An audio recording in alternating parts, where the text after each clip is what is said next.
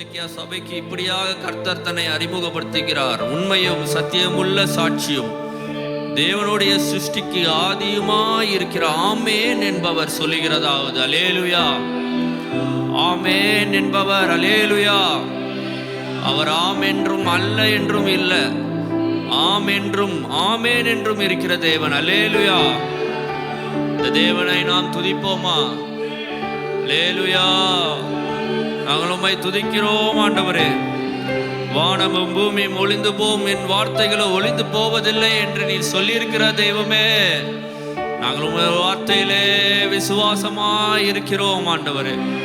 எங்களுக்கு நீர் கொடுத்த வாக்குத்தத்தங்களை நிறைவேற்றுகிறதற்கு வல்லவர், அதை நாங்கள் நம்புகிறோம் ஆண்டவரே.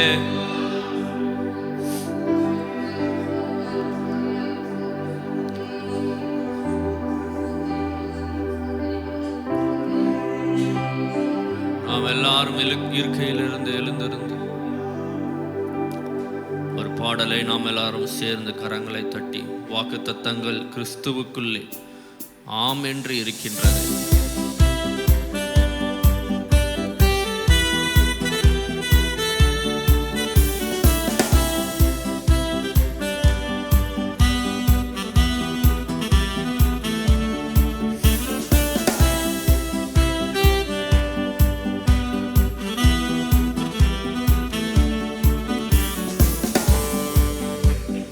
வாக்குத்தத்தங்கள் கிறிஸ்துவுக்குள்ளே ஆம் என்று இருக்கின்றதே.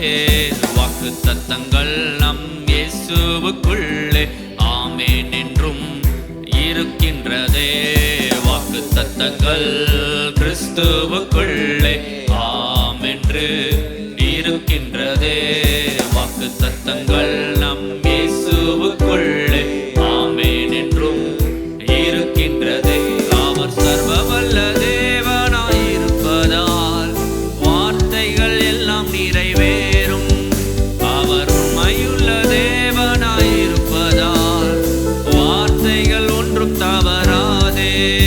அவர் சர்வவல்ல தேவனாயிருப்பதால் வார்த்தைகள் எல்லாம் நிறைவேறும்.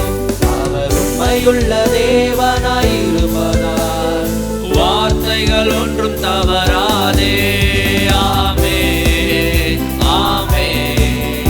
வாக்குத்தத்தங்கள் எல்லாம் ஆமென், ஆமென், ஆமென். இயேசு சொன்னதெல்லாம் ஆமென், ஆமென், ஆமென்.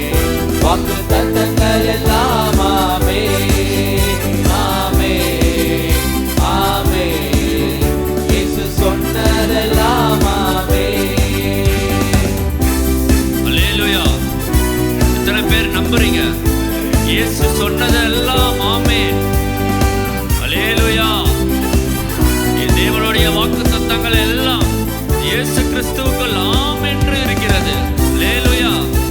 அவருக்குள் ஆமென் என்றும் இருக்கிறது. அல்லேலூயா. செத்து போனதாம் சாராளின் கற்பத்தை உயிர்ப்பித்ததே.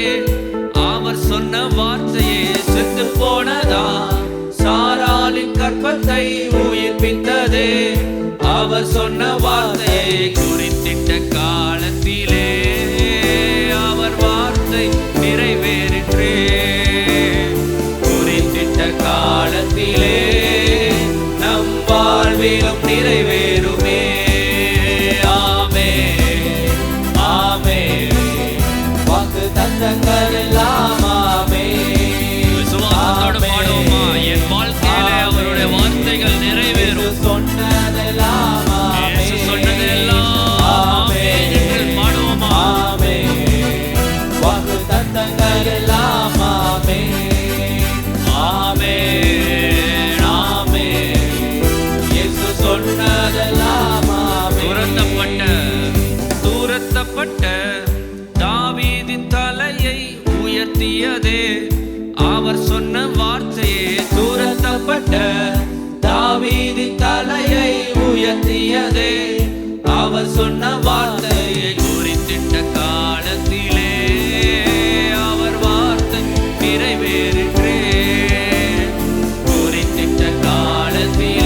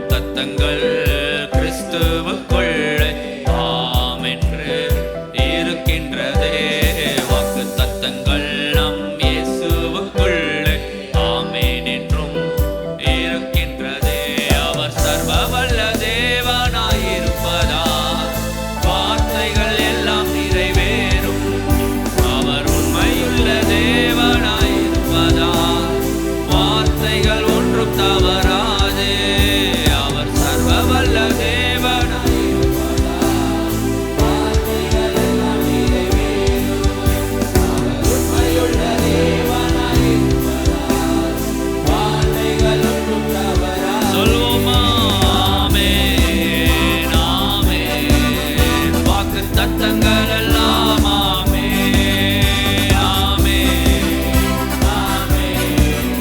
இயேசு சொன்னதெல்லாம் ஆமே ஆமே ஆமே ஆமே. வாக்கு தத்தங்கள் எல்லாம் ஆமே.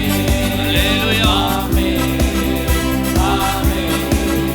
இயேசு சொன்னதெல்லாம் ஆமே. அல்லேலூயா. கரங்களை தட்டி உடைய வார்த்தைகள் உண்மையுள்ளவைகள் ஆண்டவரே. நீரே வார்த்தையானவர். ஆம் என்றும் அவருக்குள் ஆமேன் என்றும் இருக்கிறவர் ஆண்டவரே. நாங்கள் உம்மையே ஆராதனை செய்கிறோம். வயதாய் இருக்கையில் சாராள் கர்ப்பவதியாகி தேவன் குறித்திருந்த காலத்திலே, அல்லேலூயா, அவர் குறித்திருந்த காலத்திலே. எத்தனை பேர் நம்புறீங்க? நாம் குறித்திருந்த காலம் அல்ல. வாழ்க்கையிலே நன்மையான காரியங்கள் அவர் குறித்திருந்த காலத்திலே நடக்கும். அல்லேலூயா. உங்கள் நம்பிக்கையை விட்டுவிடாமல், ஆண்டவரே நாங்கள் உண்மையிலே நம்பிக்கை கொண்டிருக்கிறோம் ஆண்டவரே,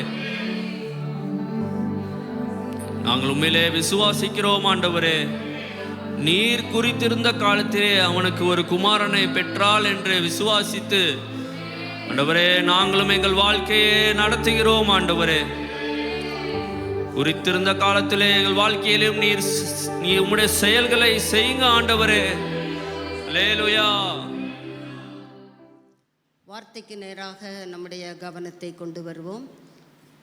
ஆமோஸ் தீர்க்கதரிசியின் புஸ்தகம் 6ஆம் அதிகாரம் 1 வசனம். சியோனிலே நிர்விசாரமாய் இருக்கிறவர்களும் சமாரியாவின் பர்வதத்தை நம்பிக்கொண்டிருக்கிறவர்களும் ஜாதிகளின் தலைமை எண்ணப்பட்டு இஸ்ரவேல் வம்சத்தார் தேடி வருகிறவர்களுமாகி உங்களுக்கு ஐயோ. சியோனிலே எப்படி இருக்கிறாங்களா? நிர்விசாரம். வாசிக்கலாம். நீதிமொழிகள் நமக்கு பரிச்சயமான புஸ்தகத்திலே இதுவும் ஒரு புஸ்தகம். 1 அதிகாரம் 32வது வசனம். வேதைகளின் மாறுபாடு அவர்களை கொல்லும், மூடரின் நிர்விசாரம் அவர்களை அழிக்கும். நிர்விசாரம் என்ன செய்யுமாம்? அழிக்கும். டெஸ்ட்ராய். நம்மை அழித்து விடுகிற அந்த நிர்விசாரத்திலிருந்து ஆவியானவர் தாமே நம்மை தூக்கி எடுக்கட்டும். வாசிக்கலாம். ஏசாயா தீர்க்கதரிசியின் புஸ்தகம் 32ஆம் அதிகாரம் 9வது வசனம். சுகஜீவிகளாகிய ஸ்திரீகளே, எழுந்திருந்து என் வார்த்தைகளை கேளுங்கள். சுகஜீவிகளாகிய ஸ்திரீகளே, எழுந்திருந்து என் வார்த்தைகளை கேளுங்கள். நிர்விசாரமான குமாரத்திகளே, என் வசனத்துக்கு செவி கொடுங்கள். நிர்விசாரம். இங்கேயும் கர்த்தருடைய ஆவியானவர் நம்மை அன்புடன் குமாரத்திகளே, ஸ்திரீகளே என்று அழைக்கிறார். ஸ்திரீகள் என்று வேதத்திலே வருகிற பதம் எல்லாம் சபையை குறிப்பிடுகிறது. இதெல்லாம் பெண்களுக்கு சொல்லப்படுகிற சத்தியம். நாங்கள்லாம் ஆடவர்கள். தேவனுடைய பார்வையிலே ஆண் என்றும் இல்லை, பெண் என்றும் இல்லை. ஸ்திரீ சபை அடையாளமாக ஒப்பிடப்படுகிற ஒரு பதம். நிர்விசாரமான குமாரத்திகளே, என் வசனத்துக்கு செவி கொடுங்கள். செப்பனியா புஸ்தகம் 1 அதிகாரம் 12வது வசனம்.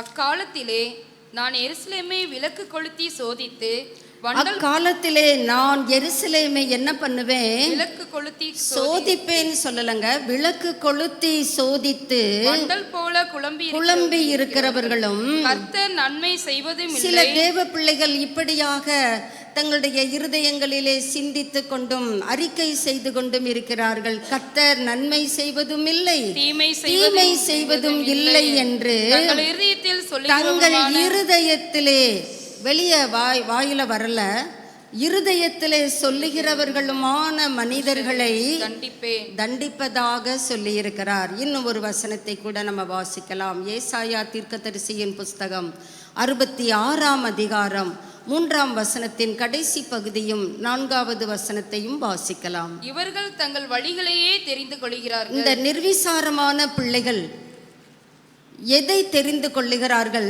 தங்கள் வழிகளையே தங்கள் வழிகளை அல்ல, தங்கள் வழிகளையும் அல்ல, தங்கள் வழிகளையே தெரிந்து கொள்ளுகிறார்கள். இவர்களுடைய ஆத்துமா தங்கள் அருவருப்புகளின் மேல் விருப்பமாயிருக்கிறது. நான் கூப்பிட்டும் மறு உத்தரவு கொடுக்கிறவன் இல்ல. நான் பேசியும் அவர்கள் கேளாமலும் அவர்களின் பார்வைக்கு பொல்லாப்பானதை செய்து அவர்கள் பார்வைக்கு இல்ல, என் பார்வைக்கு பொல்லாப்பானதை செய்து நான் விரும்பாததை அவர்கள் என்ன செய்து கொண்டார்கள்? தெரிந்து கொண்டதின் நிமித்தம் நானும் நீ எப்படியோ உடன்படிக்கையின் தேவன், வாக்குத்தத்தங்கள் அவருக்குள் ஆம் என்றும் அல்ல என்றும் இராமல் ஆம் என்றும் ஆமேன் என்றும் இருக்கிறது என்று பாடி களி கூறுகிற சபையே, கர்த்தர் இங்கே சொல்லுகிறார், அவர்களின் நிமித்தம். ஏன் அவர்களின் நிமித்தம்? அவர்கள் எதை தெரிந்து கொள்ளுகிறார்கள்? நான் விரும்பாததை. நிர்விசாரத்தின் அடையாளம் கர்த்தர் விரும்பாததை தெரிந்து கொள்ளுகிற சுபாவம். நிர்விசாரத்தின் அடையாளம் கர்த்தர் பார்வைக்கு பொல்லாப்பானதை செய்கிற அடையாளம்.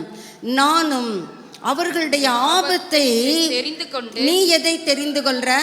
நான் விரும்பாததை தெரிந்து கொள்ளுகிறேன். அதே போல நீ விரும்பாத ஆபத்தை நான் தெரிந்து கொள்ளுகிறேன். எவ்வளவு அழகா உடன்படிக்கை வருகிறது பார்த்தீர்களா? ஆபத்தை தெரிந்து கொண்டு அவர்களுடைய திகில்களை வர பண்ணுவேன். நம்ம திகில்களை விரும்புவதில்லை, ஆபத்தையும் விரும்புவதில்லை. நீ எப்படி நான் விரும்பாததை தெரிந்து கொள்ளுகிறாயோ அதே போல நீ விரும்பாததையும் நான் தெரிந்து கொள்ளுகிறேன் என்று கர்த்தருடைய ஆவியானவர், மனிதன் சொல்லவில்லை. முதல் வசனத்தில் நீங்க பார்த்தீங்கன்னா தெரியும், கர்த்தர் சொல்லுகிறது என்னவென்றால், கர்த்தர் சொல்லுகிற வார்த்தைகளை தான் இப்பொழுது நாம் வேதத்திலே இங்கும் அங்குமாக நாம் வாசிக்க கேட்டோம். இந்த காலை வேளையிலே தொடர்ந்து இந்த மாதம் முழுவதிலும் ஆவியானவர் நம்முடைய நிர்விசாரத்தை குறித்து பேசிக்கொண்டிருக்கிறார். நம்மிலே எத்தனை பேர் இந்த நிர்விசாரத்திலிருந்து வெளியே வந்திருக்கிறோம் என்பது தெரியவில்லை. உங்களுக்கும் உங்களை அழைத்த தெய்வத்திற்குமே அது வெளிச்சம். ஆண்டவர் சமூகத்திலே நாம் எப்படியாக வாழ்ந்து வருகிறோம்? விசாரப்பட்டு களி கூறுகிற அனுபவமா, இல்லை நிர்விசாரத்தோடு இருக்கிறோமா? ஆனால் சியோனிலே தான் இருக்கிறோம், அதிலே சந்தேகம் இல்லை. ஒரு மொழிபெயர்ப்பு இவ்விதமாக சொல்லுகிறது, காம்ப்ளசன்சி. இந்த நிர்விசாரத்துக்கு அழகாக அங்கே விளக்கம் கொடுக்கப்பட்டிருக்கிறது. அதை நம்ம வாசித்து பார்க்கும் பொழுது இந்த நிர்விசாரம் இன்றைய சபையிலே அப்பட்டமாக வெட்ட வெளியாக காணப்படுகிற ஒரு சுபாவமாக நாம் பார்க்க முடிகிறது. என்னவென்றால், a false sense of security. நீ பாதுகாப்பாக இருக்கிறன்னு நினச்சிக்கிட்டு தப்பான எண்ணத்தோடு இருக்கிறாயே, அதற்கு பெயர் தான் நிர்விசாரம். இன்னொரு மொழிபெயர்ப்பு சொல்லுகிறது, உன்னுடைய சொந்த திருப்தியிலே வாழ்ந்து வருகிறாய். எனக்கு எல்லாம் பாதுகாப்பாக இருக்குது, நான் கரெக்டாக இருக்கிறேன், எனக்கு எல்லாம் தேவையானதெல்லாம் இருக்குது, ஓகே, இப்போ நான் எப்படி இருக்கலாம்? அமைதியாக இருக்கலாம். நான் கடினமான காரியங்களை கர்த்தருக்காக செய்ய வேண்டிய அவசியம் இல்லை. மெதுவாக தேடலாம், மெதுவாக வேதத்தை வாசிக்கலாம், மெதுவாக ஜெபிக்கலாம், ஒன்றும் அவசரம் இல்லை. நமக்கு எப்போ நேரம் கிடைக்குதோ அப்போ. அந்த மெதுவா என்கிற பதம், எனக்கு எப்போ நேரம் கிடைக்கிறதோ அப்பொழுது நான் வேதத்தை வாசித்து, எனக்கு எப்பொழுது ஆபத்துகளும் திகில்களும் என்மேல் புரளுகிறதோ அப்பொழுது நான் கர்த்தரை தேடிக்கொள்வேன். ஆனால் இப்போ நான் செக்யூர்டாக இருக்கிறேன், எனக்கு தேவையான வருமானம் இருக்கிறது, எனக்கு தேவையான புய பலம் இருக்கிறது, எனக்கு தேவையான மனித பலம் இருக்கிறது, என்னை சூழ்ந்து இருக்கிறது. அதனால் கர்த்தரை தேட வேண்டிய அவசியத்திலே நான் இல்லை என்று நம்முடைய மனதிற்குள்ளே யோசிக்கிறோமே, அந்த சிந்தனையை தான் வேதம் நிர்விசாரம் என்று அழைக்கிறது. இன்றைய காலகட்டத்திலே, இந்த 2024 இந்த ஆகஸ்ட் முடிவிலே வாழ்ந்து வருகிறோமே, இந்த காலகட்டத்திலே அநேக தேவ பிள்ளைகளை விரல் விட்டு எண்ணலாம், இந்த நிர்விசாரம் என்கிற பாவத்திற்குள்ளே இரையாகி போய்விட்டார்கள். கையிலே வேதம் உண்டா? ஆம். தண்ணீரில் மூழ்கி ஞானஸ்நானம் எடுத்திருக்கிறோமா? நிச்சயமாக திருவிருந்து என்கிற சாக்கிரமத்திலே பங்கு பெறுகிறோமா? எங்களை பார்த்து என்ன கேள்வி கேட்குறீங்க? தவறாமல் பங்கு கொள்ளுகிறோம்.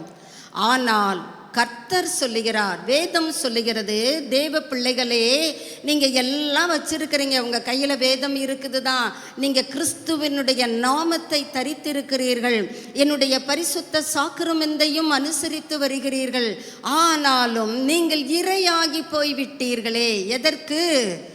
நிர்விசாரம் என்கிற பாவத்திற்கு இரையாகி போனதினாலே தனிப்பட்ட மனிதருடைய சாட்சி செத்து போய்விட்டது, ஜீவன் இல்லாமல் போய்விட்டது. ஏன்?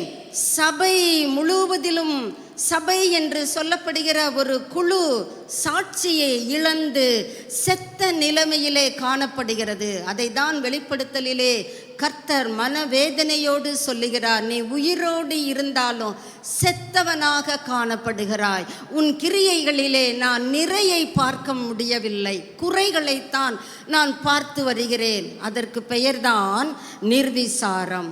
நாம் இந்த நிர்விசாரமுடைய பிள்ளைகளை சற்று, ஒருவேளை நம்முடைய தனிப்பட்ட வாழ்க்கையிலே அந்த நிர்விசாரம் இருக்கும் என்றால், நம்மிடத்தில் இருக்கிற ஒரு அடையாளம், இண்டிகேட்டர் எது என்றால், நமக்கு உள்ளே இருக்கிற அந்த 4 சுவர்களைத்தான் பார்த்து கொண்டிருப்போமே தவிர, வெளியே போய் என்ன நடக்கிறது, காரியங்கள் எப்படி இருக்கிறது, எனக்கு அனுகூலம் கிடைக்குமா என்பதை பார்க்க நேரம் இல்லை. Busy, no time. இன்றைய தலைமுறை, இன்றைய மந்தை துரிதமாக அவர்கள் நாவிலே வருகிற வார்த்தை, எனக்கு நேரம் இல்லை, எனக்குள்ளே இருக்கிற இந்த 4 சுவர்களைத்தான் பார்ப்பதற்கு எனக்கு நேரம் இருக்கிறது, வெளியே சென்று பார்ப்பதற்கு எனக்கு நேரமும் இல்லை, அக்கறையும் இல்லை. அதைத்தான் வேதம் நிர்விசாரம் என்று அழைக்கிறது. ஆண்டவர் தம்முடைய பிள்ளைகளை பிழைத்திருக்க மட்டுமல்ல, செழித்திருக்கவும் பண்ணுகிறவர். நம்ம எதற்கு ஓடுகிறோம்? பிழைக்க வேண்டும். என்ன சொல்லுகிறோம்? பிழைக்கிறதுக்கான வழியை பாரு. நம்ம வீடுகளில் அந்த சத்தம் தானே கேட்குறது. பிழைப்ப பாப்பியா? சும்மா ஜபன்கிட்டு ஆகிறத பாரு. ஆனால் ஆண்டவர் உங்களை பிழைப்பதற்கு அல்ல, செழித்திருக்கும்படியாக தான். Not to survive but to thrive. கர்த்தர் சபையை செழித்திருக்கும்படியாகத்தான் வைத்திருக்கிறார், அழைத்திருக்கிறார். நீங்கள் ஐஸ்வர்யவான்கள் ஆகும்படிதான் கர்த்தர் என்ன பண்ணார்? தரித்திரரானார். ஆனால் சபை ஓடுகிறது. இதை சம்பாதித்து கொள்ளலாம், அதை சம்பாதித்து கொள்ளலாம், நேரம் இல்லை என்று சொல்லுவதிலே ஒரு பெருமை. எனக்கு நேரமே இல்லைங்க, நான் ஆசை தான் படுறேன். அதெல்லாம் எதை பறைசாற்றுகிறது என்றால், நம்முடைய நிர்விசாரத்தை தான் பறைசாற்றுகிறது. இந்த நிர்விசாரத்தின் வகைகளை நாம் சற்று பார்த்தால், நீங்கள் எந்த வகையான நிர்விசாரத்திலே இருக்கிறீர்கள் என்பதை கர்த்தருடைய வார்த்தையின் வெளிச்சத்திலே நீங்களே பார்த்து கொள்ளுங்கள். மற்றவர்கள் உங்களை குற்றம் சொல்லுவதற்கு தேவனும் அனுமதிப்பதில்லை, சபையும் அனுமதிப்பதில்லை. ஆனால் நம்முடைய குற்றங்களையோ குறைகளையோ நாமே பார்த்து நாம் திருத்தி கொள்ளுவது தான் கர்த்தர் நம்மிடத்திலே எதிர்பார்க்கிற நல்ல சுபாவம். நிர்விசாரத்திலே நிறைய வகைகள் இருக்கிறது. நம்ம நினைக்கிறோம், ஏங்கிட்ட அந்த நிர்விசாரெல்லாம் இல்லைங்க, இல்லைன்னா நான் அப்படி ஆலயத்துக்கு வந்து உட்கார்ந்துருப்பேனா? ஆலயத்திலே சீயோனிலே இருக்கிறவர்களிடத்திலே தான் நிர்விசாரம் இருக்கிறது என்று ஆமோஸ் தீர்க்கதரிசியின் புஸ்தகம் 6:1 வாசித்தோம் தானே. இப்பொழுது நம்ம அந்த வகைகளை குறித்து நம்ம வேதத்திலிருந்து நம்ம பார்க்கலாம். வெளிப்படுத்தல் 3ஆம் அதிகாரம் 16வது வசனத்திலே அந்த நிர்விசாரத்திற்கு பரிசுத்த ஆவியானவர் சபைகளுக்கு சொல்லும் பொழுது, குறிப்பிட்ட லவோதிக்கேயா சபைக்கு சொல்லும் பொழுது வெதுவெதுப்பு என்று சொல்லுகிறார். வெதுவெதுப்பு, இந்த நிர்விசாரத்திற்கு அடுத்த ஒரு பெயர் குறிக்கப்பட வேண்டும் என்றால் அதற்கு சொல்லலாம், வேதத்தில் இருந்து வெதுவெதுப்பான நிலைமை. பார்க்கலாம், வாசிக்கலாம். வெளிப்படுத்தல் 3:16. இப்படி நீ இப்படி இப்படி எப்படி இப்படி. இப்போ நம்மளுடைய வாழ்க்கையை நாம் யோசிப்போம். கர்த்தர் இப்பொழுது நம்மோடு பேசி கொண்டிருக்கிறார். இப்படி நீங்கள் என்று சொல்லவில்லை, நீ எப்படி இருக்கிற? குளிரும் குளிர் கிடையாது, அனலும் கிடையாது, நிர்விசாரமாய் இருக்கிறாய்.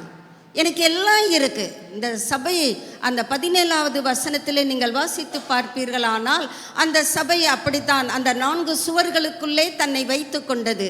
தன்னுடைய வியாபாரம் வர்த்தகம் மிகுதியாக செழிப்பாக ஓடிக்கொண்டிருக்கிறது. அதிலே தான் முழு கவனம். எனக்கு எல்லாம் நிறைவாயிருக்கிறது, ஒரு குறையும் எனக்கு இல்லை. இன்றைய நாட்களிலே அநேகர் சொல்லுகிற வார்த்தை எனக்கு எல்லாம் இருக்கு, நான் நல்லா இருக்கிறேன். அப்படித்தான் லவோதிக்கேயா சபையும் சொல்லி கொண்டு இருக்கிறது, எனக்கு ஒரு குறைவும் இல்லை. நான் யாரு? ஐஸ்வர்ய சம்பன்னன். மனிதர்கள் பார்க்கிற பார்வை வேற, மனிதர்களுடைய சிந்தனைகள் வேற. கர்த்தர் உன்னை பார்க்கிற பார்வை, உன்னை குறித்து சிந்திக்கிற சிந்தனைகள் வேற. வெதுவெதுப்பாய் இருக்கிற அனுபவம். எப்படி? இயேசு கிறிஸ்துவையும் நான் நேசிப்பேன், நான் உலகத்திலே தானே இருக்கிறேன், ஊரோடு ஒத்து வாழ், அப்படிதானே உலகம் சொல்லுகிறது. அதனால உலகத்தையும் நான் அனுசரித்து வாழ்ந்து கொண்டு இருக்கிறேன். இப்படிப்பட்டவர்களை ஆவியானவர் நீ வெதுவெதுப்பாய் இருக்கிறாய் என்று சொல்லுகிறார். அடுத்த நிலைமை பயனற்ற நிலைமை. யாருக்கும் எந்த பயனும் கிடையாது. நீ வெதுவெதுப்பாய் இருக்கிறதுனால உனக்குமே பயன் கிடையாது. எப்படி?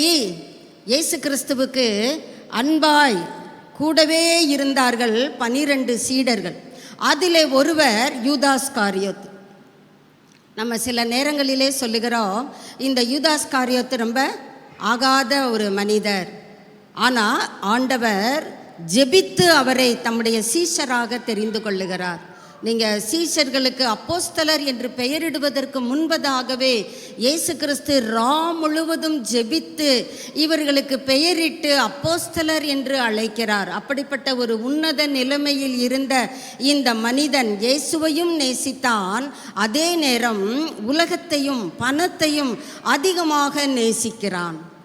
அந்த பணத்தின் மீது வைத்திருக்கிற அந்த நாட்டத்தின் மிகுதியினாலே கர்த்தரையே விலை பேசுகிறான்.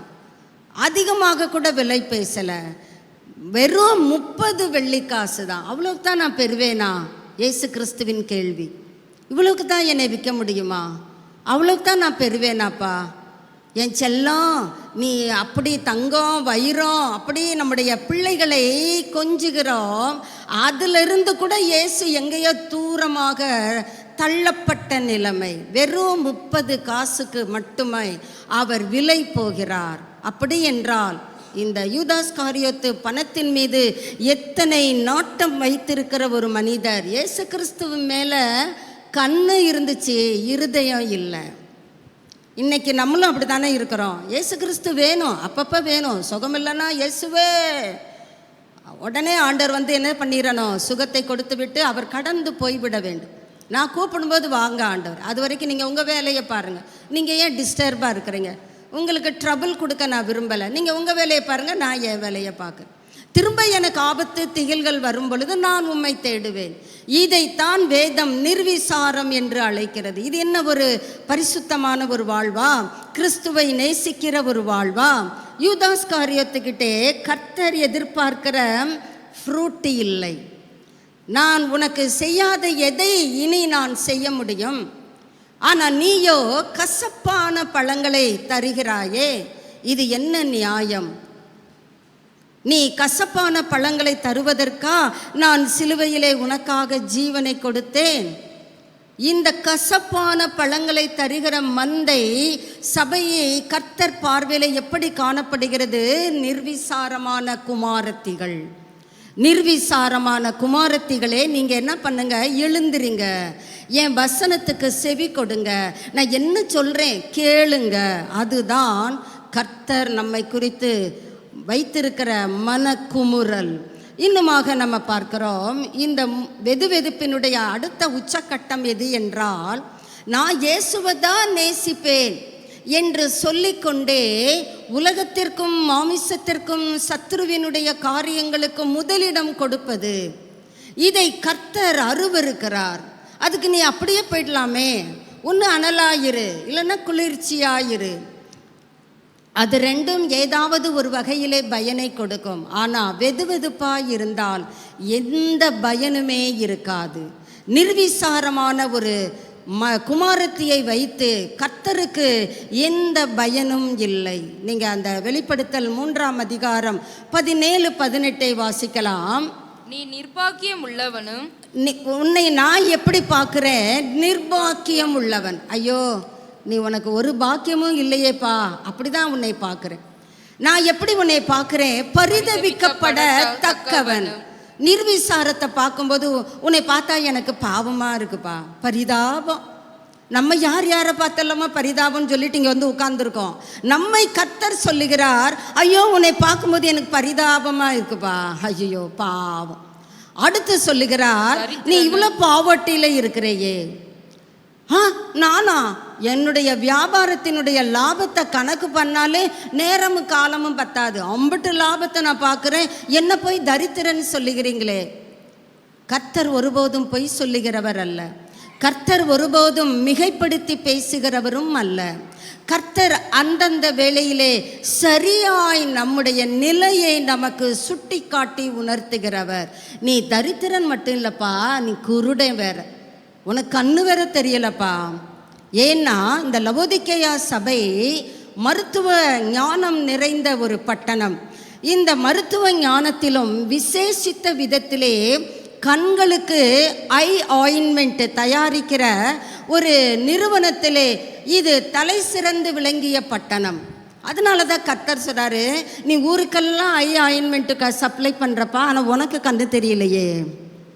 நம்ம கூட அநேகர் அப்படி தான் சொல்கிறோம், அவங்க சரியில்லை, இவங்க சரியில்லை, இவங்க பாருங்கள் இப்படியெல்லாம் பண்ணுறாங்க வைக்கிறாங்க. கர்த்தர் இந்த காலை வேளையிலே நம்மை பார்த்து, என்னை பார்த்து, உங்கள் ஒவ்வொருவரையும் பார்த்து சொல்லுகிறார், நீ தான் தரித்திர, நீ தான் குருடன், உனக்கு இன்னும் பார்வையே சரியில்லையே. அடுத்து இன்னும் மோசம், நிர்வாணியாக இருக்கிறப்பா. தரித்திரன் குருடனாவது ஏதோ பரவாயில்ல, ட்ரெஸ்ஸாவது போட்டிருக்கான். உங்ககிட்ட ஆவிக்குரிய வஸ்திரம் இல்லையே. உன்னுடைய ரட்சிப்பின் வஸ்திரத்தில் எவ்வளவு ஓட்டைகள் கொஞ்சம் பாரு. உன்னுடைய நீதியின் வஸ்திரம் எப்படி அழுக்காக கிடக்கு பாரு. உன்னுடைய நீதியின் வஸ்திரத்தில் எவ்வளவு கந்தலாக இருக்கு பாரு. கொஞ்சம் நீ கண் கொடுத்து பாரு. ஆனால் இதெல்லாம் உனக்கு தெரியலை. நீ என்ன சொல்கிற? நான் பணக்காரன். நான் யார் தெரியுமா? நான் எல்லாத்தையும் வாங்குகிறதுக்கு எனக்கு எபிலிட்டி இருக்குது. எனக்கு இதுதானே ஐயா, இந்த வாங்கிடுவேன். நீ தான் வாங்குவியா? என்னால் வாங்க முடியாதுன்னு நினச்சியா? இந்த போய் வாங்கி காட்டுறேன் பார். லவோதிக்கேயா சபையினுடைய எண்ணம், நான் ஐஸ்வர்யவான், நான் திரவிய சம்பன்னன். நான் யார்? என்கிட்ட எல்லாம் இருக்குது, ஏராளமாக இருக்குது, இந்த பீத்தெல்லாம் நிறுத்து, எனக்கு தாராளமாக இருக்கு. கர்த்தர் சொல்கிறாரு, நீ தரித்திரன், குருடன், நிர்வாணின்றாரு. ஆனால் சபை சொல்லுகிறது, நான் ஐஸ்வர்ய சம்பன்னன், எனக்கு ஒரு குறைவும் இல்லை, திரவிய சம்பன்னன். எனக்கு எவ்வளோ திரவியம், கடல் கடந்து திரவியம் தேடு. நான் தேடிக்கிட்டு இருக்கேன். என்னை பார்த்து போய் நீ நிர்பாக்கியம் உள்ளவன், ஆண்டவருக்கு பேசவே தெரியல்.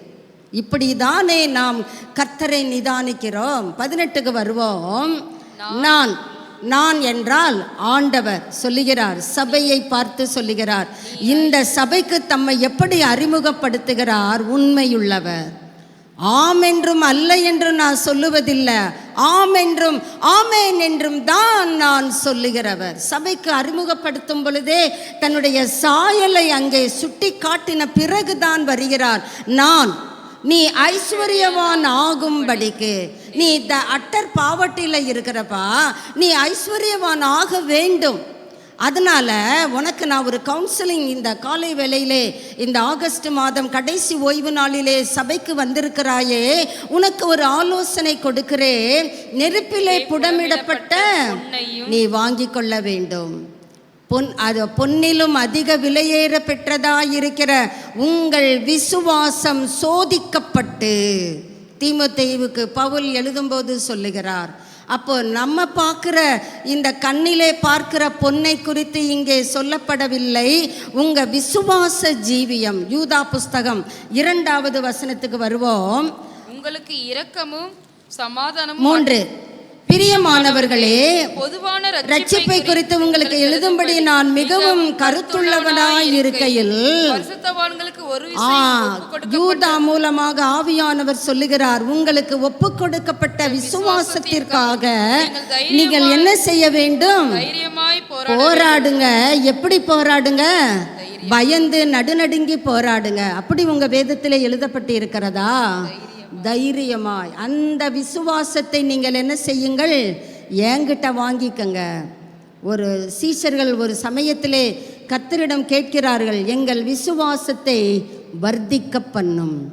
கர்த்தர் எதிர்பார்க்கிறது பெரிய மலையளவு விசுவாசத்தை இல்லைங்க, கடுகளவு விசுவாசம். அந்த கடுகளவு விசுவாசத்துக்கே இங்கே ஆட்டம் காண்கிறது. அந்த கடுகளவு விசுவாசத்திற்கே நாம் எதிர்த்து போராட வேண்டியதாக இருக்கிறது. வாங்க, யூதா மூலமாக ஆண்டவர் சொல்லுகிறார், உங்களுக்கு கொடுக்கப்பட்ட அந்த விசுவாசத்திற்காக நீங்கள் எப்படி போராடணும்? தைரியமாய். சாத்ராக், மேஷாக், ஆபேத்நேகோ எப்படிங்க போராடினாங்க? தைரியமாய் போராடினாங்க. அங்கே 7 மடங்கு அக்கினி சூடாக்கப்பட்ட பொழுதிலும் அவர்கள் தைரியத்தை இழந்து விட்டார்கள். அக்கினி குண்டம் 7 மடங்கு சூடானதுனாலே அவர்கள் பயந்து விட்டார்கள். உங்கள் வேதத்தில் அப்படி வாசிக்க முடியுமா? அதுக்கும் மேலே இவங்க போல்டாக நிற்கிறாங்க. ஒருவேளை எங்கள் கடவுள் எங்களை அப்படியே எங்களை அந்த நெருப்புக்கு பலியாய் கொடுத்தாலும் நீர் நிறுத்தின இந்த பொற்சிலையை பணிந்து கொள்ளுவது இல்லை என்று ராஜாவாகிய உனக்கு தெரிந்திருக்க கடவது தைரியம். நம்ம விசுவாசத்தை எப்படிங்க வெளி உலகத்துக்கு போகிறோம்? நம்ம வேலை செய்கிற இடங்களிலே, படிக்கிற ஸ்தலங்களிலே, நாம் பழகுகிறவர்கள் மத்தியிலே நம்முடைய விசுவாசத்தை எப்படி தைரியமாய் பிரகடனப்படுத்துகிறோம்? சற்று சிந்தித்து பார்ப்போம். கர்த்தர் சொல்லுகிறார், நெருப்பிலே புடமிடப்பட்ட பொன்னையும் என்ன வேற எதை வாங்க வேண்டுமா? உன் நிர்வாணமாகிய, வெளிப்படுத்தல் 3:18, உன் நிர்வாணமாகிய அவல் லட்சணம். நம்ம நினைக்கிறோம் நான் லட்சணமாய் இருக்கிறேன், உன்னுடைய லட்சணம் அவல் லட்சணமாய் இருக்கிறது. கர்த்தர் சொல்லுகிறார், எந்த மனிதரும் சொல்லவில்லை. மனிதர்கள் பேசினால் நாம் அவர்களுக்கு எதிர்த்து நிற்கலாம். எங்களை எப்படி சொல்ல போச்சு? நாங்கள் யாரு? எங்களுடைய கெத்து என்ன? கெத்துக்கு இங்கே கர்த்தர் ஒரு எத்து தான் விடுகிறார். அப்படி தான் சொல்ல முடியும். கர்த்தர் சொல்றார், அவலட்சணமாய் இருக்கிறப்பா, நிர்விசாரமான குமாரத்தியே, என் வசனத்துக்கு செவி கொடு. உன் அவலட்சணம் தோன்றாதபடிக்கு. உன்னை அவலட்சணமா பார்க்கறதுக்கு நான் விரும்பல. உன்னுடைய அவலட்சணம் மறையணும்னு சொன்னா நீ உடுத்தி கொள்ள வேண்டும். ஒரு வஸ்திரத்தை, உனக்கு தகுதியான வஸ்திரத்தை உடுத்தி கொள்ள வேண்டும். அதை நீ எங்க வாங்கணும்? என்கிட்ட தான் வாங்க. இன்னைக்கு எப்படியெல்லாமோ வஸ்திரம் அணிந்து சபைக்கு வந்து கொண்டு இருக்கிறார்கள். பார்க்கறதுக்கு ஆச்சரியமா இருக்கு. இது சபையா அல்லது கண்காட்சியா அப்படின்னு நினைக்கிற அளவுக்கு இருக்கு. இஷ்டம் போல அது அல்லங்க. என்னிடத்திலே நீ எதை வாங்கிக்கொள்? வெண் வஸ்திரங்களை கேட்டு வாங்குன்றார். அடுத்து சொல்றாரு, நான் கண்ணுக்கு தைலம் தயாரிக்கிறதுல பெஸ்ட்டுன்னு மார்த்தட்டி கொள்ளுகிறாயே, உன் கண்ணுக்கு பார்வை வேணும்னா என்கிட்ட நீ என்ன பண்ணு? ஆயின்மெண்ட்டு கேளு. நான் உனக்கு உன் கண்ணுக்கு என்ன பண்ணுவேன்? நானே போட்டு விடுவேன். நீ இப்போ ப்ரிப்பேர் பண்ணுகிற அந்த ஆயின்மெண்ட்டு அது ஒர்க் அவுட் ஆகாது. அது உன் கண்ணுக்கு பார்வை தராது. ஆனால் நானே உன் கண்ணுக்கு என்ன செய்வேன்? ஆயின்மெண்ட்டு போடு. அந்த கர்த்தர் போடுகிற ஆயின்மெண்ட்டு கலிக்கம் இருந்தாதான் நாம் எங்கே நிர்விசாரத்திலே வாழ்ந்து கொண்டு இருக்கிறோம் என்பதை நம்ம கண்ணு பார்க்கும். அது வரைக்கும் நம்ம கண்ணுக்கு அது என்ன செய்யாது? புலப்படாது. இன்னுமாக சற்று கடந்து செல்லுவோம். லூக்கா 12ஆம் அதிகாரம். அங்கே ஒரு மனிதன் நிர்விசாரமாக வார்த்தைகளை அள்ளி வீசுகிறதை பார்க்க முடிகிறது. 12ஆம் அதிகாரம், லூக்கா 12:19 வாசிக்கலாமே. பின்பு ஆத்துமாவே, உனக்காக அநேக வருஷங்களுக்கு அநேக பொருட்கள் சேர்த்து வைக்கப்பட்டிருக்கிறது. அநேக வருஷங்களுக்கு அநேக பொருட்கள் சேர்த்து வைக்கப்பட்டிருக்கிறது, குவித்து வைக்கப்பட்டிருக்கிறது. நீ இளைப்பாறு, புசித்து புசி குடி, பூரிப்பாயிரு, ஜாலியாயிரு. இன்றைய காலகட்டத்திலே அநேக நிர்விசாரமான குமாரத்திகள் வாழ்விலே இதுதானே காணப்படுகிறது. நல்லா சாப்பிடுவோங்க, வேற என்னத்தை கண்டோம்? ராத்திரி 1 மணிக்கு கூட கொதிக்க கொதிக்க கிடைக்கும். வாங்க சாப்பிடுவோம், புசிப்போம், குடிப்போம், அடுத்து என்ன பண்ணுவோம், விளையாட எழுந்திருப்போம். இது கர்த்தர் அருவருக்கிறார். நீங்கள் யாத்திராகமம் 32:6-19 வசனங்களிலே நீங்கள் வாசித்து பார்ப்பீர்களானால் அது தெரியும். புசித்து குடித்து அவர்கள் விளையாட எழுந்தார்களாம். இந்த மனிதன் சொல்லுகிறான், புசித்து குடித்து பூரிப்பாயிரு, நீ நிம்மதியாயிரு என்று என் ஆத்துமாவோடே இனிமே சொல்ல போறேன், சொல்லுவேன் என்று தனக்குள்ளே சிந்தித்து சொல்லிக் கொண்டான். இந்த தனக்குள்ளே சிந்தித்து சொல்லிக் கொள்ளுகிற ஒரு சில நபர்களை வேதத்திலே பார்த்தால் அவர்கள் கர்த்தரால் புறக்கணிக்கப்படுகிறதை பார்க்கிறோம். ஒரு மனிதன் சொன்னான், அந்த மனிதனை தூதன் என்றும் கூட நாம் அழைக்கலாம். கேரு ஒரு விசேஷித்த அழைப்பு, பூரண ஞானம் நிறைந்தவன். கர்த்தரே அவனை குறித்து அவனுடைய அந்த தோற்றத்தை குறித்து அழகாக வர்ணிக்கிறார். கடைசியில் சொல்லுகிறார், இதெல்லாம் இருந்தோம் நீ தள்ளப்பட்டு போனாயே, நீ விழுந்து போனாயே, ஈனமானவனே. கர்த்தர் அவனை அழைக்கிறார். ஏன் அவனுடைய ஞானம் அவனை என்ன செய்தது? காப்பாற்றவில்லையா? அவனுடைய அழகு அவனை காப்பாற்ற முடியவில்லையா? அவன் தனக்குள்ளே சொல்லிக் கொண்டான். என்ன சொல்லிக் கொண்டான்? அவர் உட்கார்ற இடத்துல நான் போய் உட்காருவேன். வெளியே கூட வார்த்தையில் வரலங்க, தனக்கு உள்ளே தான் சொல்லிக் கொண்டான். அதே போலதான் இந்த மனிதனும் தனக்கு உள்ளே சொல்லிக் கொள்ளுகிறான். என்ன சொல்லிக் கொள்ளுகிறான்? ஆத்துமாவே ஜாலியாயிரு, நிறைய சேர்த்து வச்சுட்டேன். அடுத்த லவோதிக்கேயா சபைக்கு ஒப்பிடலாம் இந்த தனி மனிதனை. நீ சந்தோஷமாயிரு, கர்த்தரும் நீ சந்தோஷமாயிருப்பதற்குத்தானே அவர் தம்முடைய இரத்தத்தை ஒரு சொட்டு விடாமல் சிந்தி இருக்கிறார். நீ பூரிப்பாயிருப்பதற்குத்தானே அவர் தம்முடைய பிதாவினால் கைவிடப்பட்டார். ஆனால் இவன் சொல்லுகிறான், உனக்கு நல்லா சேர்த்து வச்சிருக்கேன், சாப்பிடு, தூங்கு, தங்கு, திங்கு, தூங்கு. இந்த 3 தானே வீட்டில் நம்ம அழகாக செய்கிறோம். வீட்டில் தங்குறோம், திங்கிறோம். அம்மா சமைக்கலைன்னா என்ன, பம்மா ஸ்விக்கி இருக்குது, அடப்போம்மா என் பர்ஸில் காசு இருக்குது, வீட்டுக்குள்ளே வந்து எனக்கு கதவை தட்டி கொடுத்துட்டு போகிறதுக்கு ஆள் இருக்குது.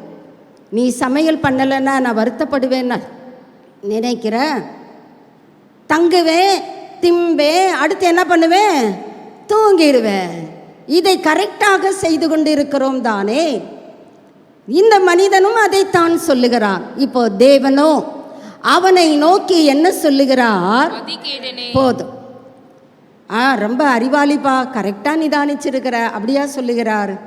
மதிகேடனே, நீ சேகரித்தவைகள் நிர்விசாரத்தினுடைய அடையாளம். இது ஒரு வகையான நிர்விசார்.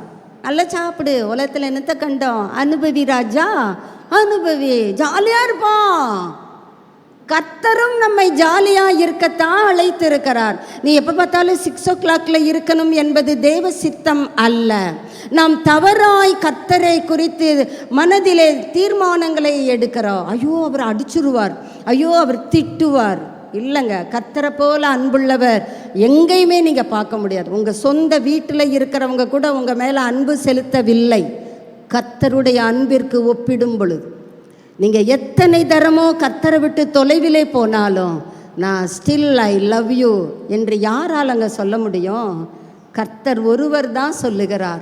அப்படிப்பட்ட கர்த்தர் நீ ஜாலியாக இருப்பதிலே சோர்ந்து போய்விடுவாரா என்ன? ஆனால் நம்ம இருதயத்துக்குள்ளே வேண்டாத அலப்பறைகளை எல்லாம் யோசித்து கொண்டு இருக்கிறோம். கர்த்தர் இவனுக்கு வச்ச பேர் என்னங்க? ஃபூல், மதிகேடனே.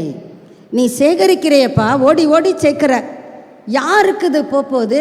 கொஞ்சம் யோசித்து பார்ப்பா. முதல்ல உன் ஆத்துமாவுக்கான காரியங்களை நீ சேகரிக்க கற்றுக்கொள். அடுத்ததாக நான் கடந்து செல்லுகிறேன். உபாகமம் 8ஆம் அதிகாரம் 10-11 வாசிக்கலாம்.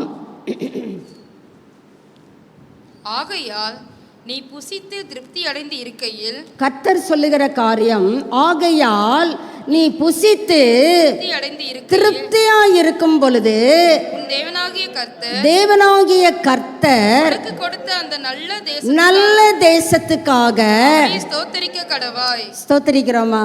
யோசித்து பார்ப்போம். கர்த்தர் என்னை நல்ல தேசத்திலே வைத்திருக்கிறார். நம்ம இருக்கிற இந்த பகுதி எவ்வளவு எல்லா வெதரும் சொல்கிறாங்க, வெயில் அப்படி பண்ணுது இப்படி பண்ணுது. இந்த வெயிலுக்கு ஒரு கூட்டம் மக்கள் ஜெபிக்கிறாங்கங்க. மழை ஊற்றுது, வெயிலை எப்போ பார்ப்போன்னு தெரியல. ஆனால் நமக்கு எல்லா சீதோஷ்ணமும் ஏற்றதாய் நமக்கு கொடுத்து கொண்டு இருக்கிறாரே நல்ல தேசம். இந்த நல்ல சீதோஷ்ணத்திற்காக நான் உம்மை ஸ்தோத்திரிக்கிறேன்னு சொல்லி நம்மள எத்தனை பேர் ஸ்தோத்திரித்து கொண்டு இருக்கிறோம்? அதுலேயும் முறுமுறுக்கிறோம். முன்னு கர்த்தரை குறை கூறுகிறோம். என்ன ஆண்டவரே, வெயில் வெயில் கட்டுப்பர் காண்டர். ஒரு கூட்டம் மக்கள் வெயிலுக்காக ஜெபிக்கிறாங்க. எங்களுக்கு எப்படா வெயிலை பார்ப்போன்னு இருக்கு. பனியிலே நாங்கள் அப்படியே கருகி போய் கொண்டு இருக்கிறோம். நல்ல தேசத்திலே கர்த்தர் நம்மை வைத்திருக்கிறார். நாம் என்ன செய்ய வேண்டுமாம்? உன் தேவனாகிய கர்த்தரை மறவாதபடிக்கு. நம்ம வார நாட்கள்லாம் மறந்துடும். நமக்கு நினைவு எப்போ வரும்னா ஏதாவது ஒரு பொழுதிலே ஞாபகத்தில் லேசாக வரும் பொழுது அந்த வேத புத்தகத்தை கையில் எடுக்கிறோம். ஆனால் கர்த்தரை நாம் என்ன செய்யக்கூடாதாம்? மறக்கக்கூடாது. அடுத்து சொல்றார், அந்த மறக்காததற்கு என்ன செய்ய வேண்டும் என்று சொல்லுகிறார். நான் இன்று உனக்கு விதிக்கிற அவருடைய கற்பனைகளையும் கட்டளைகளையும் கைக்கொள்ளாமல் போகாதபடிக்கு எச்சரிக்கையாயிரு. இதை அப்படியே கொஞ்சம் நம்ம மாற்றி சொல்லுவோம். கை கொள்ளுவதற்கு நான் எச்சரிப்பு இல்லைங்க. அப்படி என்றால் அதற்கு பெயர் என்ன? நிர்விசாரம். நிர்விசாரத்தில் இது ஒரு வகையாக காணப்படுகிறது. நல்ல தேசத்தில் வைத்திருக்கிறார். பார்க்கலாம். இப்போல்லாம் டைமே இல்லைங்க. ஒன்றை நாம் மனதில் கொள்ள வேண்டும். தரித்திரப்பட்டு வறுமையின் பிடியில் இருக்கும் பொழுது கர்த்தரை தேடினதை விட இன்னைக்கு கர்த்தர் உன்னை நல்ல சுகபோகமாக வைத்திருக்கிறார். ஆனால் நீ கர்த்தரை தேடுவதற்கு என்ன சொல்லுகிறாய்? எனக்கு நேரம் இல்லை, எனக்கு முடியலை, எனக்கு அப்படி இப்படி என்று சாக்குப்போக்கு சொல்ல தொடங்குகிறாய். கர்த்தர் பிரியப்படுவாரோ?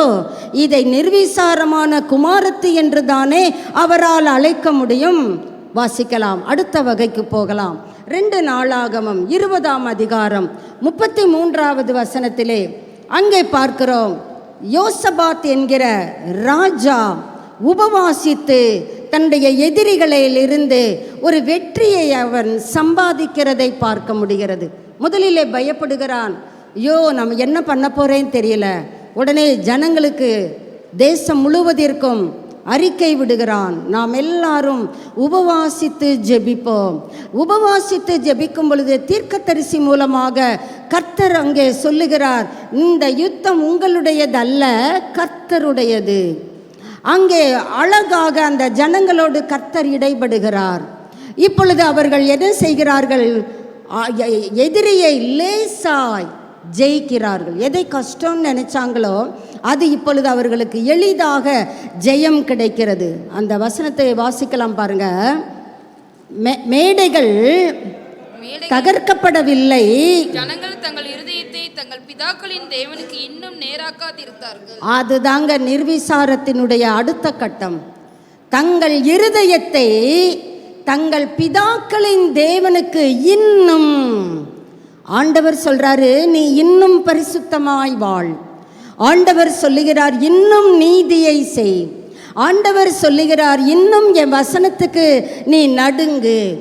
சிறுமைப்பட்டு ஆவியில் நொறுங்குண்டு என் வசனத்துக்கு நடுங்குகிறவனையே நான் என்ன செய்வேன்? நோக்கி பார்ப்பேன். கர்த்தர் இப்பொழுது நம்ம எப்படி நோக்கி பார்க்கிறார்? வசனத்துக்கு நடுங்குகிற நடுக்கம் நம்மிலே எவருக்காகிலும் உண்டா? சற்று யோசித்து பார்ப்போம். கர்த்தர் ஜெயத்தை அந்த 20வது அதிகாரத்தில், அதுக்கு முந்தைய பக்கத்துக்கு வாங்க, 3 நாளாய் அவர்கள் என்ன செய்கிறார்கள்? அந்த கொள்ளையை 15 வாசிக்கலாம். 25 யோசபாத்தும் அவனுடைய ஜனங்களும் அவர்கள் உடைமைகளை கொள்ளையிட வந்தபோது அவர்கள் கண்ட ஏராளமான பொருள் எப்படிங்க இருக்குது? ஏராளமான ஏராளமா கிடைச்ச பிறகு கர்த்தருக்கு இருதயத்தை நேராக்குவதற்கு முடியல. தரித்திரப்படும் பொழுது, தோல்வியின் சிந்தை வரும் பொழுது, ஐயகோ ஆண்டவரே எங்களை காப்பாத்துங்க, ஜெயத்தை கொடுங்க அலறுனாங்க. இப்போ ஜெயத்தை பெற்றுக்கொண்ட பிறகு அவங்க அந்த கொள்ளையை எத்தனை நாளாக ஊருக்குள்ளே எடுத்துட்டு வர்றாங்க? 3 days ஆகுது. பாருங்க, அந்த வசனத்தை வாசிக்கலாம். 25. அவர்கள் கண்ட ஏராளமான பொருள்களும் பிரேதங்களிலிருந்து உரிந்து போட்ட ஆடை ஆபரணங்களும் தாங்கள் எடுத்துக்கொண்டு போக கூடாது. அவங்களால எடுத்துக்கிட்டு வர முடியலங்க.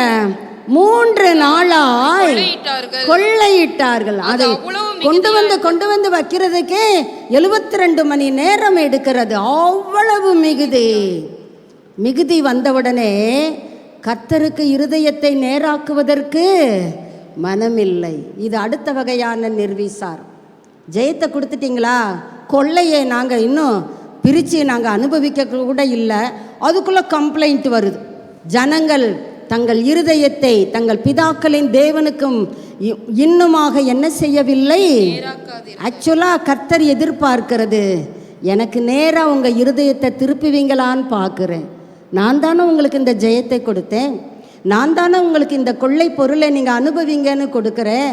அப்போ கொள்ளை பொருளுக்கு நேராக உங்கள் இருதயம் போகணுமா, அல்லது கொள்ளை பொருளை கொடுத்த கிவருக்கு நேராக உங்கள் இருதயம் போகணுமா? இன்னைக்கு நம்முடைய இருதயம் எதை சார்ந்திருக்கிறது? கொள்ளை பொருள் அது கிடைச்சா போதும், அதுலேயே உங்கள் மனசு போயிடுச்சே தவிர கர்த்தருக்கு முன்பாக தங்கள் இருதயத்தை நேராக்குறதற்கு இவர்களுக்கு சமயம் கிடைக்கவில்லை. இது ஒரு வகையான நிர்விசாரம். இன்னும் வாசிக்கலாம் பாருங்க, அடுத்த கட்ட வகை. எசேக்கியேல் 33ஆம் அதிகாரம் 31வது வசனத்தை வாசிக்கலாம். எசேக்கியேல் 33:31. ஜனங்கள் கூடி வருகிற வழக்கத்தின்படி, ஆமா, எல்லாருமே கூடி வர்றாங்க, நாங்களும் வாரோம், அதுக்காக கவலைப்படாதீங்க, நாங்கள் வந்துடுவோம். கூடி வருகிற வழக்கத்தின்படி வந்து என் ஜனங்கள் என்று சொல்லப்படலைங்க, என் ஜனங்கள் போல உட்கார்ந்து கேட்கிறார்கள். ஆனாலும் அவர்கள் அவைகளின்படி செய்கிறதில்லை. கேட்கிறாங்க, நிர்விசாரத்தை குறித்து கேட்டுக்கிட்டே தான் இருக்கிறாங்க. வார்த்தைக்கு நேராக அவர்கள் தங்களை திருப்ப மனமில்லை. அவர்கள் அந்த வார்த்தையின்படி செய்கிறதில்லை. ஆனா வாயில எப்படி வருது? நல்லா இருந்துச்சுங்க, ஐயோ என் கூட தாங்க கர்த்தர் பேசினார், அடேங்க அப்பங்கப்பா, என் ஜனங்கள் போல. இப்போல்லாம் அப்படி சொல்கிறவங்களை கொஞ்சம் அப்படியே மேலேருந்து டாப் டு பாட்டம் பார்க்க வேண்டிய வேலை தான். இந்த வசனம் தான் ஞாபகம் வருகிறது. நல்லா பேசினீங்க, நல்லா இருந்துச்சு, இன்னைக்கு ரொம்ப இன்பமாக இருந்துச்சு, கவலையோடு வந்தனா தேனாக இருந்துச்சு, மதுரமாக இருந்துச்சு, இன்பமாய் பேசுகிறாங்க. அவர்கள் இருதயமோ நிர்விசாரத்தினுடைய அடுத்த கட்டம். வாயி கர்த்தர் மேல அன்பு இருக்கிற மாதிரி பேசுது, ஆனா இருதயம் எங்க சாயுது? இந்த பொருள் வேணுமா, அந்த பொருள் வேணுமா? சாட்சி எப்படி இருக்கிறது? இன்னார் எங்க வீட்டுக்கு வந்தாங்க, காணாங்க இந்த பொருள் எல்லாம், இதுவா சாட்சி? யோசித்து பார்ப்போம். நம்மை குறித்த வாசனை எப்படி வெளிப்படுகிறது? இன்பமாய் பேசுகிறார்கள், ஆனா இருதயமோ நிர்விசாரத்திலே அலைந்து கொண்டிருக்கிறது. இன்னுமாக நம்ம வாசிக்கலாம் பாருங்க. இந்த நிர்விசாரத்தினுடைய இன்னும் அநேக வகைகள் உண்டு, இதுவே போதும் என்று நான் நம்புகிறேன். இந்த வகைகளிலே நாம் அடுத்து என்ன சொல்லுகிறோம் என்றால், நிர்விசாரப்படுகிற பிள்ளைகள், நிர்விசாரமான குமாரத்திகள் என்ன சொல்லுகிறார்கள்? போக்கு சொல்ல தொடங்குகிறார்கள். எனக்கு அது, எனக்கு இது. வேதத்திலிருந்து பார்ப்போம். மத்தேயு 22ஆம் அதிகாரம் 5வது வசனம், 3, 5 2 வசனங்களையும் வாசிக்கலாம். மத்தேயு 22 3:5. அழைக்கப்பட்டவர்களை கல்யாணத்திற்கு வர சொல்லும்படி ஆ, அவன் தன் ஊழியக்காரரை அனுப்பினான். கர்த்தர் இன்றும் தம்முடைய ஊழியக்காரரை, மோசேக்களை, தீர்க்கதரிசிகளை அனுப்பி ஆட்டுக்குட்டியானவருடைய கல்யாணம் வருகிறது, அவருடைய மனைவி தன்னை ஆயத்தம் பண்ணினாள் என்று சொல்ல கேட்டேன். இந்த வார்த்தைகளை சபைக்கு தேவன் கொடுத்து கொண்டே இருக்கிறார், அழைப்பு கொடுக்கிறார். கல்யாணத்துக்கு வாங்க, ஆட்டுக்குட்டியானவருடைய கல்யாணத்துக்கு நீங்க வாங்க. ஆனா அவர்களோ வர்றதுக்கு என்ன இல்லை, மனசு இல்லைங்க.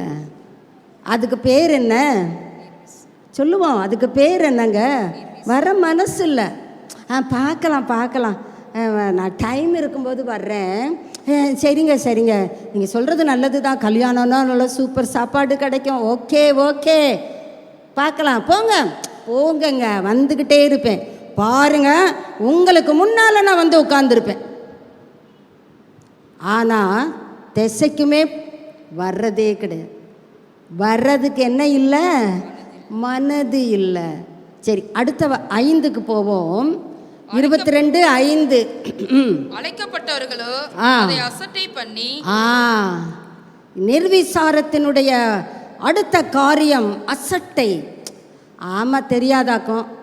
கொல்லகாலமாக சொல்லிக்கிட்டு இருக்காங்கப்பா, இயேசு வர்றார் மாரநாதா.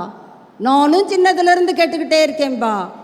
இவன் எப்போ தான் ஓய்வான்னு தெரியலப்பா.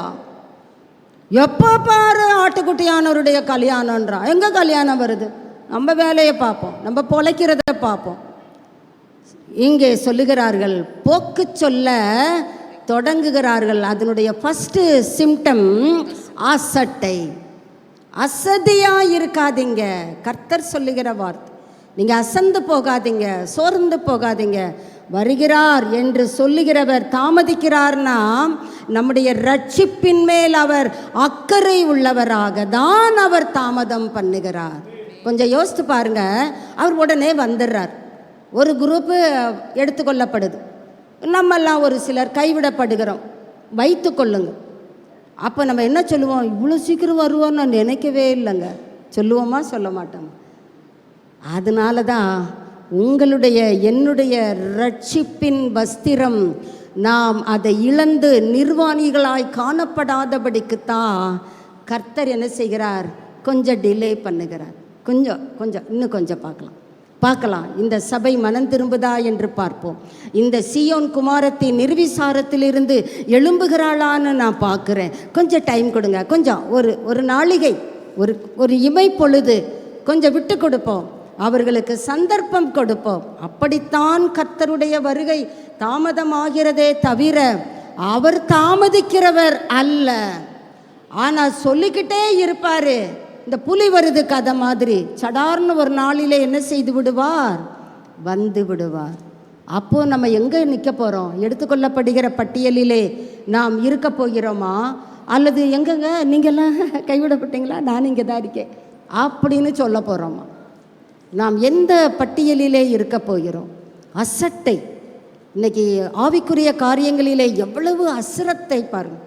அசட்டை பார்க்கலாம், அது பார்த்துக்கலாம், அதெல்லாம் ஒன்றும் இல்லை, அப்படியெல்லாம் கிடையாது. இதெல்லாம் அசட்டையினுடைய வார்த்தைகள். இன்னும் வாசிக்கலாம் பாருங்கள். நமக்கு அதிகமாக தியானிக்க வேண்டியது இருக்கிறதுனாலே அடுத்த காரியத்துக்குள்ளாக போகலாம். லூக்கா சுவிசேஷம் 14ஆம் அதிகாரம் 18 20 வரை வாசிக்கலாம். அவர்கள் என்ன சொல்லுகிறார்கள்? இந்த நிர்விசாரப்பட்ட பிள்ளைகள் அவர்கள் எல்லாரும் பாருங்க, அந்த பதங்களை ஆவியானவர் ஒரு அர்த்தத்தோட தான் எழுதி வைத்திருக்கிறார். அவர்கள் எல்லாரும், நம்ம எல்லாருமே என்ன பண்ணுகிறோம்? போக்கு சொல்ல தொடங்கி இருக்கிறோம். இன்னும் முடியல. ஆனா கர்த்தர் சொல்றாரு, நீ என்னிடத்திலே பொன்னை வாங்கிக்கொள், நீ என்னிடத்திலே வஸ்திரங்களை வாங்கிக்கொள், நான் உன் கண்ணுக்கு கலிக்கம் போடுவேன், எனக்கு தான் தெரியும், அது ஏங்கிட்ட வா, உனக்கு ஆலோசனை சொல்லுகிறேன், ஜாக்கிரதையா இருந்து மனம் திரும்பு, டர்ன் டுவர்ட்ஸ் மீ. கர்த்தர் பக்கமாக நாம் திரும்ப வேண்டும். ஆனால் நம்ம கர்த்தருக்கு எதை காண்பித்து கொண்டிருக்கிறோம்?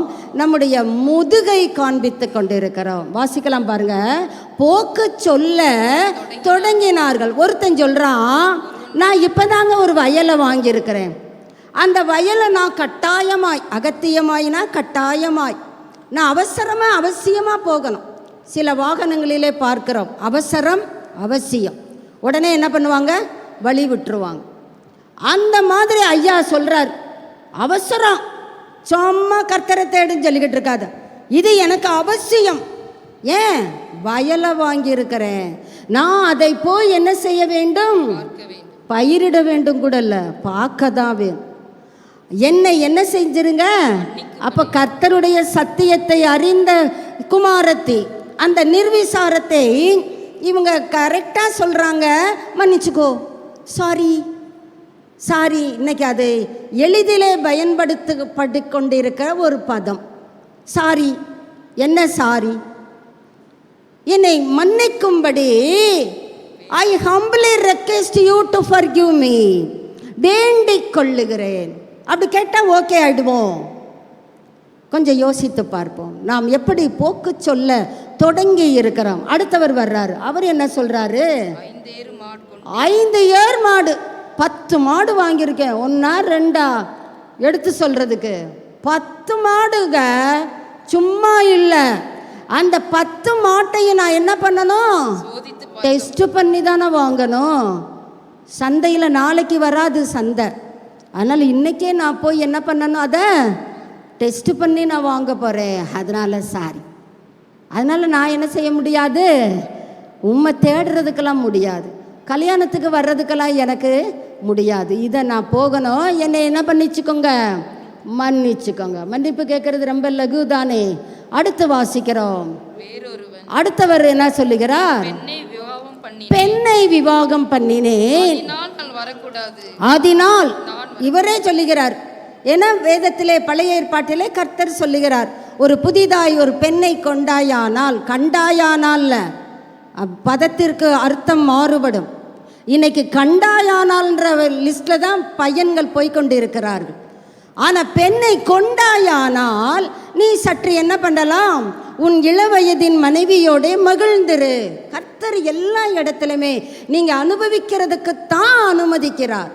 ஆனால் நாம் என்ன செய்கிறோம்? அனுபவிக்கிறதற்கு மாத்திரம்தானே தவிர கர்த்தரை புறம் தள்ளிவிடுவேன். அதில் தான் கர்த்தர் உள்ளம் வேதனைப்படுகிறது. இவன் சொல்கிறான் பாருங்க, ஒரு பெண்ணை விவாகம் பண்ணினேன், அதனால் நான் என்ன செய்யக்கூடாது? இவரே முடிச்சிடுறார், வரக்கூடாதான்.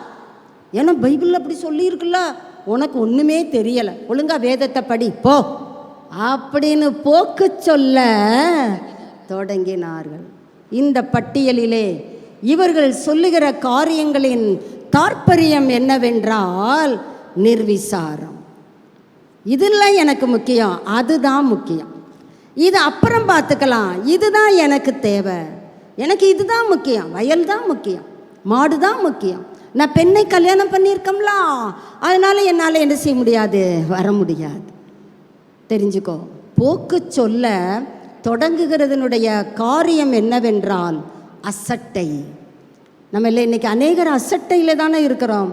வேதத்தை எத்தனை பேருங்க வாசித்து கொண்டு இருக்கிறோம்? அசட்டை. ஜபம், பெரிய ஜபம், அசட்டை. எல்லாத்துக்கும் நமக்கு நேரம் இருக்கும், காலம் இருக்கும், சந்தர்ப்பம் இருக்கும், சமயங்களை நாமே உருவாக்கி கொள்ளுவோம்.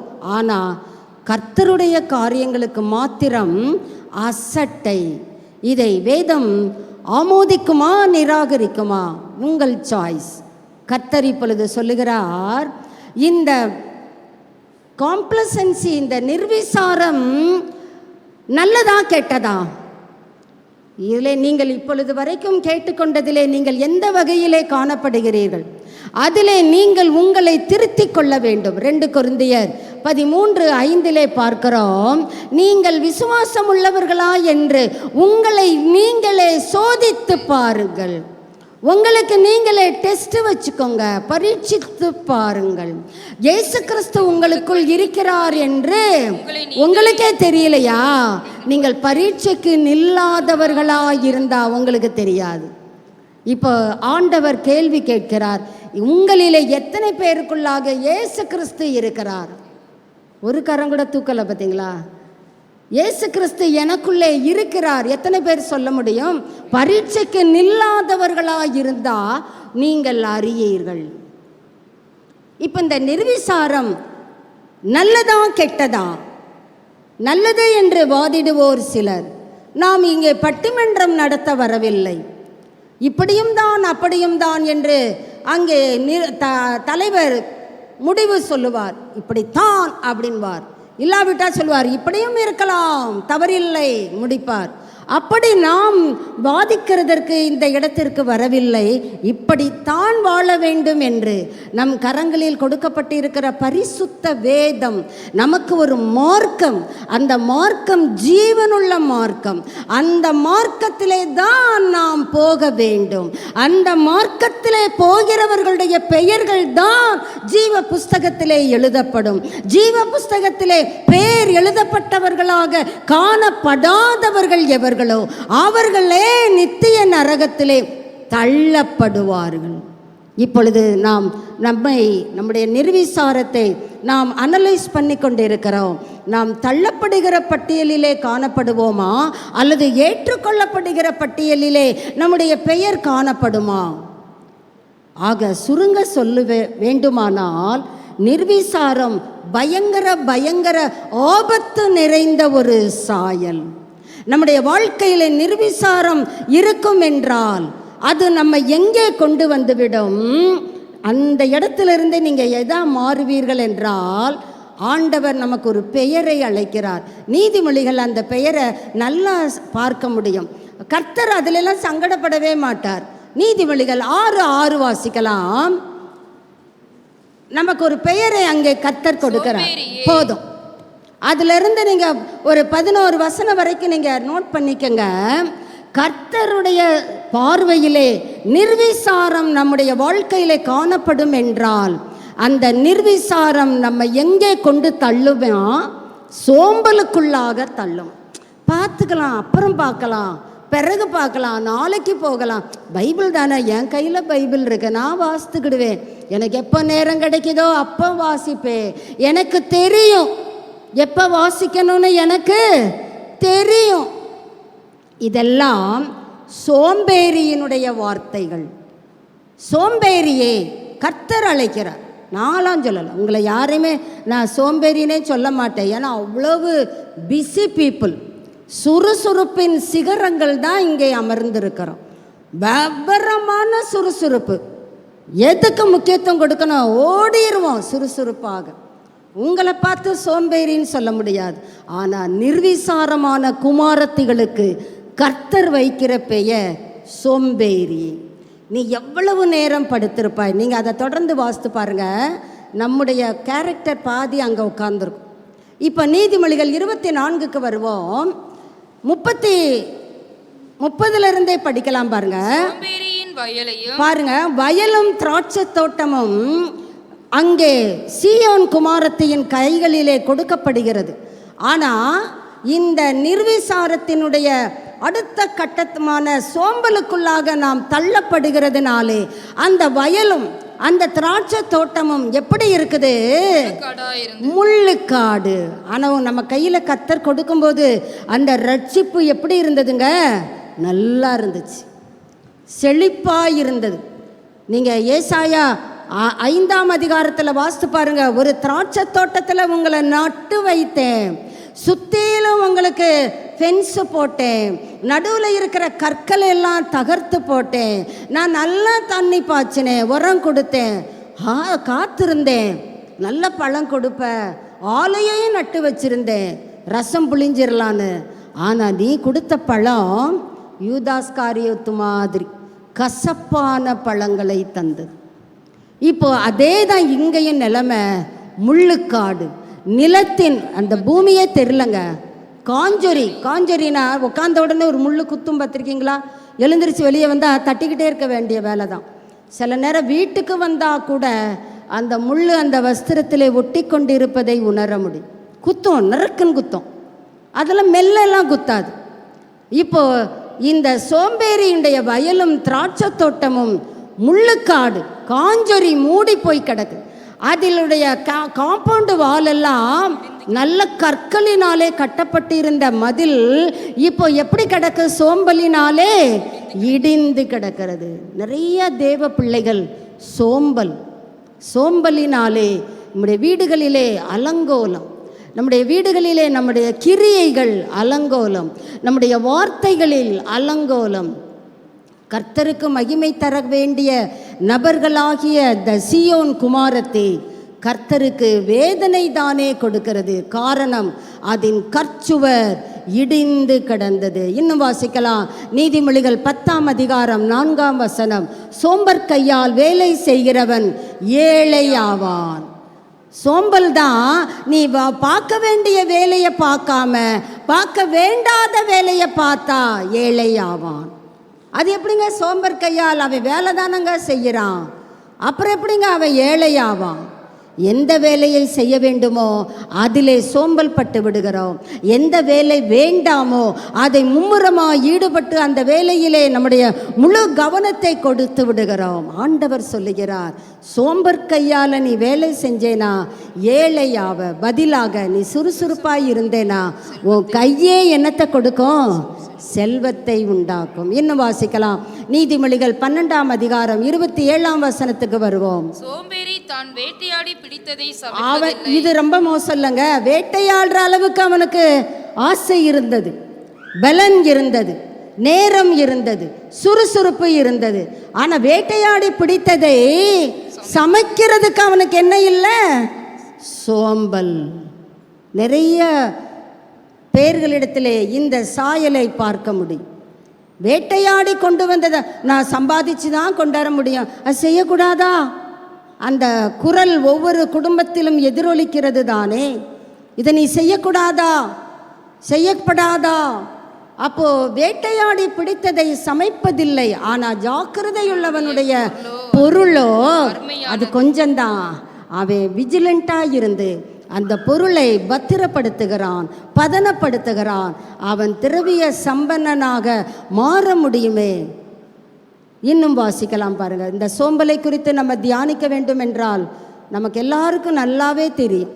இந்த சோம்பல் என் வாழ்க்கையிலே எனக்குள்ளாக தலையிடுவதை நான் விரும்புவது இல்லை. கர்த்தருக்கு மகிமை செலுத்தலாம். எனக்கு வேண்டாம் இந்த சோம்பல். ஏன்? இந்த சோம்பலுக்கு அடுத்த பக்கம் என்ன இருக்குது? நிர்விசாரம். நிர்விசாரம் இருக்கும் என்றால் என்னுடைய வஸ்திரத்திலே ஆங்காங்கே ஓட்டைகள் ஏற்பட்டு விடும். இப்போ இங்கே எல்லாம் உட்காந்துருக்கிறோம். எப்படிங்க வஸ்திரம் அணிந்து வந்திருக்கிறோம்?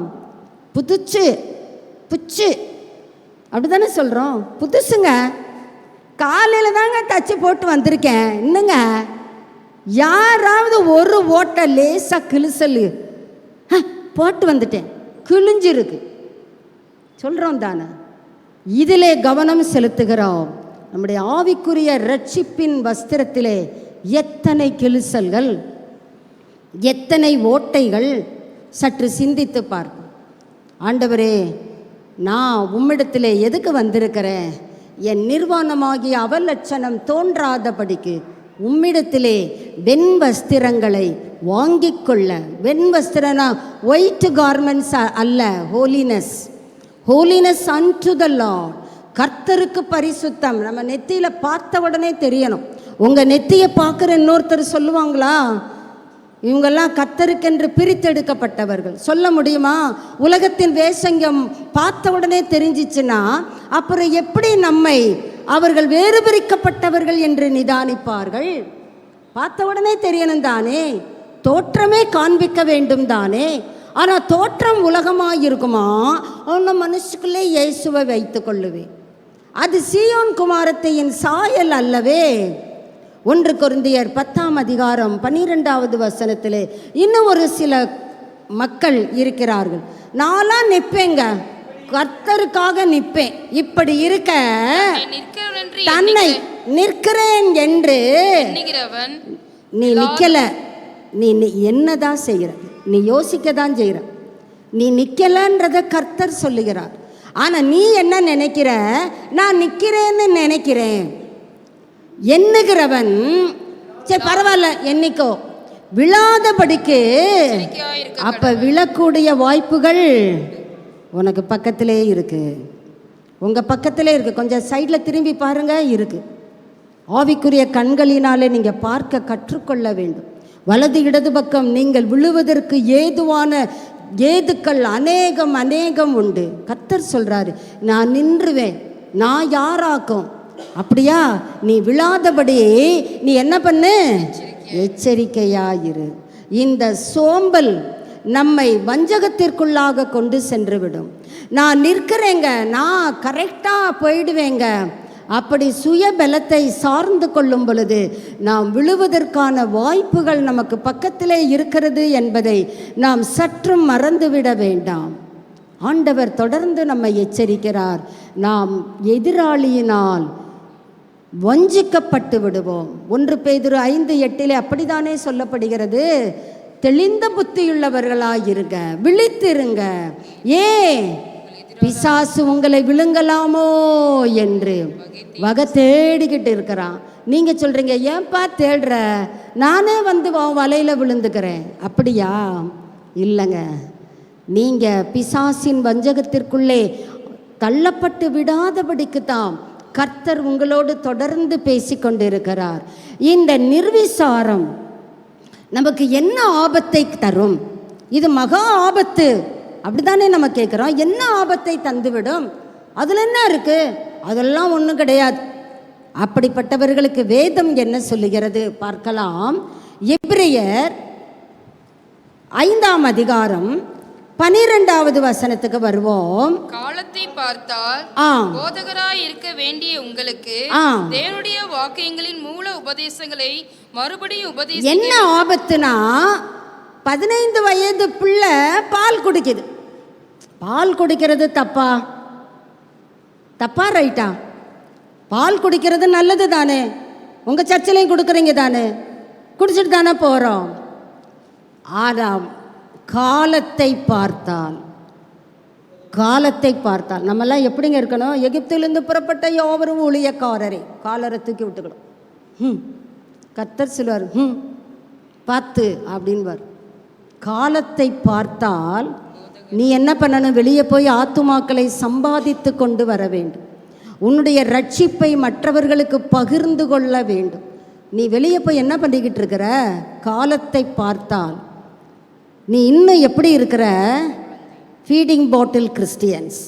பால் பாட்டிலை வாயில் வச்சுக்கிட்டு சப்புன்னு சப்பிக்கிட்டு இருக்கு. வயசு என்னங்க? 25 வயசு ஆக போகுது, கல்யாணம் ஆக போகுது. ஆனால் மாப்பிள்ளை என்ன பண்ணுவார்? பால் பாட்டிலை குடிச்சிட்டு அப்புறம் தான் வருவார். அப்படி ஒரு நபரை நீங்கள் பார்ப்பீர்கள் என்றால் நீங்கள் என்ன சொல்லுவீர்கள்? பொண்ணு பாட்டிலில் பால் குடிச்சிக்கிட்டு இருக்கே, வரும் என்ன சொல்லுவீங்க? நல்லா இருக்குல்ல? யோசித்து பார்ப்போம். காலத்தை பார்த்தா ஒரு மெச்சூரிட்டி இல்லாத ஆபத்து யாருக்கு? நிர்விசாரமான குமாரத்திகளே, என் வசனத்துக்கு செவி கொடுங்கள், கவனிங்க, நான் என்ன சொல்கிறேன் கேளுங்க. காலத்தை பார்த்தா உங்களுக்கு எவ்வளவு வசனங்கள் கொடுக்கப்பட்டு கொண்டு இருக்கிறது. நீங்கள் இன்னொருத்தருக்கு போய் இன்னைக்கு கேட்குற வார்த்தையை அநேகருக்கு பகிர்ந்து அவர்களை கிறிஸ்துவின் மந்தையிலே சேர்க்க வேண்டிய நீங்கள் இன்னும் முணுமுணுத்து கொண்டு கர்த்தருக்கு விரோதமாக எரிச்சல் பட்டு கொண்டு பாலுங்கிற குழந்தை மாதிரி இருக்கிறீங்க. மண்டை பெருசாக இருக்குது, மண்டைக்கு கீழே இந்த அப்படி ஒல்லியாக இருக்குது. அந்த உருவம் பார்க்க நல்லா இருக்குமா? கொஞ்சம் யோசித்து பார்க்க. இல்லைங்க, மண்டை சூம்பி போய் கிடக்கு, இந்த கழுத்துக்கு கீழே அப்படியே பெருசாக இருக்குது, இப்படி வருது. எப்படிங்க நல்லா இருக்குமாங்க? அதை கேட்கும்போதே ஒரு புன்முறுவல் தானே வருகிறது. அந்த உருவத்தை பார்க்குறதே நகைப்பு தானே. கர்த்தர் உங்களையும் என்னையும் அப்படி தாங்க பார்த்துக்கிட்டு இருக்கிறாரு. பாலுங்கிற குழந்தையாய் இருக்கிறையே. ஆபத்து. இந்த ஆபத்து எப்பொழுது வரும்? நிர்விசாரமாய் நாம் வாழும் பொழுது இந்த ஆபத்து நமக்கு பக்கத்திலேயே இருக்குது. அடுத்த ஒரு ஆபத்து, மரணமே வந்துவிடும். மரணம் என்றால் நான் எழுத்தின்படியான சரீர மரணத்தை குறிப்பிடவில்லை. வாசிக்கலாம். வெளிப்படுத்தல் 3ஆம் அதிகாரம் முதல் 3 வசனங்களை வாசிக்கலாம். சர்தை சபையின் தூதனுக்கு நீ எழுத வேண்டியது என்னவெனில், ஆ தேவனுடைய 7 ஆவிகளையும் 7 நட்சத்திரங்களையும் உடையவர்கள் சொல்லுகிறது. கர்த்தர் தம்மை குறித்து அறிமுகப்படுத்துகிறார். நான் 7 ஆவிகளையும் 7 நட்சத்திரங்களையும் உடையவர். நான் சொல்லுகிறேன். லிசன் மீ வாட் ஐ சே. நான் என்ன சொல்றேன் கேளு. உன் கிரியைகளை ஐ நோ தை ஒர்க்ஸ். உன் கிரியையை நான் பார்த்துக்கிட்டே இருக்கிறேன். என்ன பண்ற? உன்னை பார்த்துக்கிட்டு தான் இருக்கிறேன். நீ மனிதர்களை ஏமாற்றலாம், ஆனால் என்னை ஏமாற்ற முடியுமா? நான் பார்த்துக்கிட்டே இருக்கிறேன். நீ உயிருள்ளவன் என்று பெயர் கொண்டு இருந்தோம். நம்மெல்லாம் இப்போ எப்படிங்க இருக்கிறோம்? வி ஆர் ஆல் அலைவ், அப்படிதானே? உயிரோடு இருக்கிறோம். ஆனால் கர்த்தர் நமக்கு என்ன சொல்றாரு? செத்தவனாய் இருந்தாய்ன்னு சொல்லலைங்க, இருப்பாய்ன்னு சொல்லலை, இருக்கிறாய். இது என்னங்க ஆச்சரியம் அல்ல? ஆச்சரியமா இருக்குல்ல? உயிரோடு இருக்கிறோமா, ஆனால் செத்து போயிட்டோம். அது நமக்கு ரொம்ப ஈஸிங்க. அதெல்லாம் ரொம்ப ரொம்ப ஈஸி. பாருங்க, அடுத்த வார்த்தையிலே கர்த்தர் சொல்லுகிறார், நீ விழித்து கொண்டு. அப்ப என்ன அர்த்தம்? விழித்து கொண்டுனா கண்ணு மூடி இருக்கு, விழிப்பு இல்லை, அறகுற தூக்கம். நீ விழித்து கொண்டு சாகிறதற்கு ஏதுவாய் இருக்கிறவைகளை உன் வாழ்க்கையிலே மரணத்துக்கு ஏதுவான காரியங்கள் இருக்கு, அதெல்லாம் ரிமூவ் பண்ணு. உன்னை ஸ்திரப்படுத்து. உன் கிரியைகள் மனிதருக்கு முன் அல்ல, தேவனுக்கு முன் நிறைவுள்ளவைகளாக 7 நட்சத்திரங்களையும் 7 ஆவிகளையும் உடையவர் சொல்லுகிறார், நான் காணவில்லை. எத்தனை பேருடைய வாழ்க்கையிலே கர்த்தர் இதை பேசிக்கொண்டிருக்கிறார். உயிரோடு இருந்தும் நீ செத்தவனாயிருக்கிறாய். ஆகையால் நீ கேட்டு பெற்றுக்கொண்ட வகையை ரிமெம்பர், அதை நினைச்சுப்பார். இன்னொரு இடத்துல சொல்லுவாரு, என்னை நினைவு கூறும்படி இதை செய்யுங்கள். திருவிருந்தாகிய சாக்கிரமத்திற்கு கர்த்தர் சொல்லுகிறார். அதுக்கு அடுத்த காரியம் இங்கே தான் சொல்கிறார், நினைவு கூர்ந்து. நீ நினைச்சு பாருன்றார். நம்ம எத்தனை நேரம் மற்றவங்க கிட்ட சொல்கிறோம், நல்லா நினைச்சு பாரு சொல்கிறோம்ல, அப்படி கர்த்தர் இப்போ நம்மக்கிட்ட சொல்கிறார், நீ நினைச்சு பாரு. எதை நினைச்சு பாரு? என்கிட்ட எப்படி கேட்ட? ஆவியானவரே என்னை நிரப்புங்க, கேட்டில்ல? ஆவியானவரே என்னை ரட்சியுங்க, கேட்டில்ல? ஆவியானவரே என் சூழ்நிலையை பாருங்க, காப்பாத்துங்க, கேட்டதானே? கேட்ட உடனே உனக்கு கொடுத்தேன்ல. பெற்றுக்கொண்ட வகையை நினைவு கூர்ந்து அதை கை கொண்டு. அப்போ மட்டும் பைபிள் இனிப்பா இருந்துச்சு, அப்போ மட்டும் ஜெபம் ரொம்ப பிடிச்சிருந்தது. இப்போ எங்கே போச்சு அந்த இனிப்பு? இப்போ எங்கே போச்சு வேத வாசிப்பு? நேர் முழங்கால நின்று அல்லேலூயான்னு சொன்ன, இப்போ தேடியும் காணவில்லை. உன்னை தேட வேண்டியதாக இருக்கு. உன்னை தேடி பார்க்குறேன், உன்னை பார்க்க முடியலை. நீ கேட்டு பெற்றுக்கொண்ட வகையை நினைவு கூர்ந்து ஜாக்கிரதையா இருந்து மனம் திரும்பு. பாருங்க, நீ விழித்திராவிட்டால். இப்போ நம்ம பதில் அடிக்கிறோம், முடியாது ஆண்டவரே, என்ன பண்ணுவீர்? அவர் அதையும் சொல்றார், நீ விழித்திராவிட்டால் உன்மேல் நான் வருவேன். அப்போ அவர் திருடனான்னு கேட்கக்கூடாது, திருடனை போலன்றார். திருடன் உங்ககிட்ட சொல்லிட்டு வர மாட்டான், 10 நாள் இங்கிட்ட அங்கிட்ட அலைவான். எப்போ? இந்த வீட்டில் ஆள் இல்லாத நேரம். எப்படி இந்த பூட்டு எதை போட்டால் அந்த பூட்டுக்கு நம்ம திறக்கிறது முடியும்? எப்படி இந்த மாடியில் ஏறி அப்படி போகலாம்? பார்த்து கண்காணித்து கொண்டே இருப்பான். பிறகுதான் அவன் வருவான். உங்ககிட்ட ஃபோன் பண்ணி, ஐயா இன்று இரவு வேலையா, நீங்கள் சென்று விடுவீர்களா? ஓகே ஓகே சொல்ல மாட்டான். திருடன் எப்படி அன்எக்ஸ்பெக்டட், நீங்கள் எதிர்பாராத நேரத்தில் வருவான் பார்த்தீங்களா? அது மாதிரி இதை அப்படியே வருவோம். 1 தெசலோனிக்கேயர் 5ஆம் அதிகாரம் 2வது வசனத்தை வாசிக்கலாம். எப்படி கர்த்தர் நம்ம மேல வருவாராம்?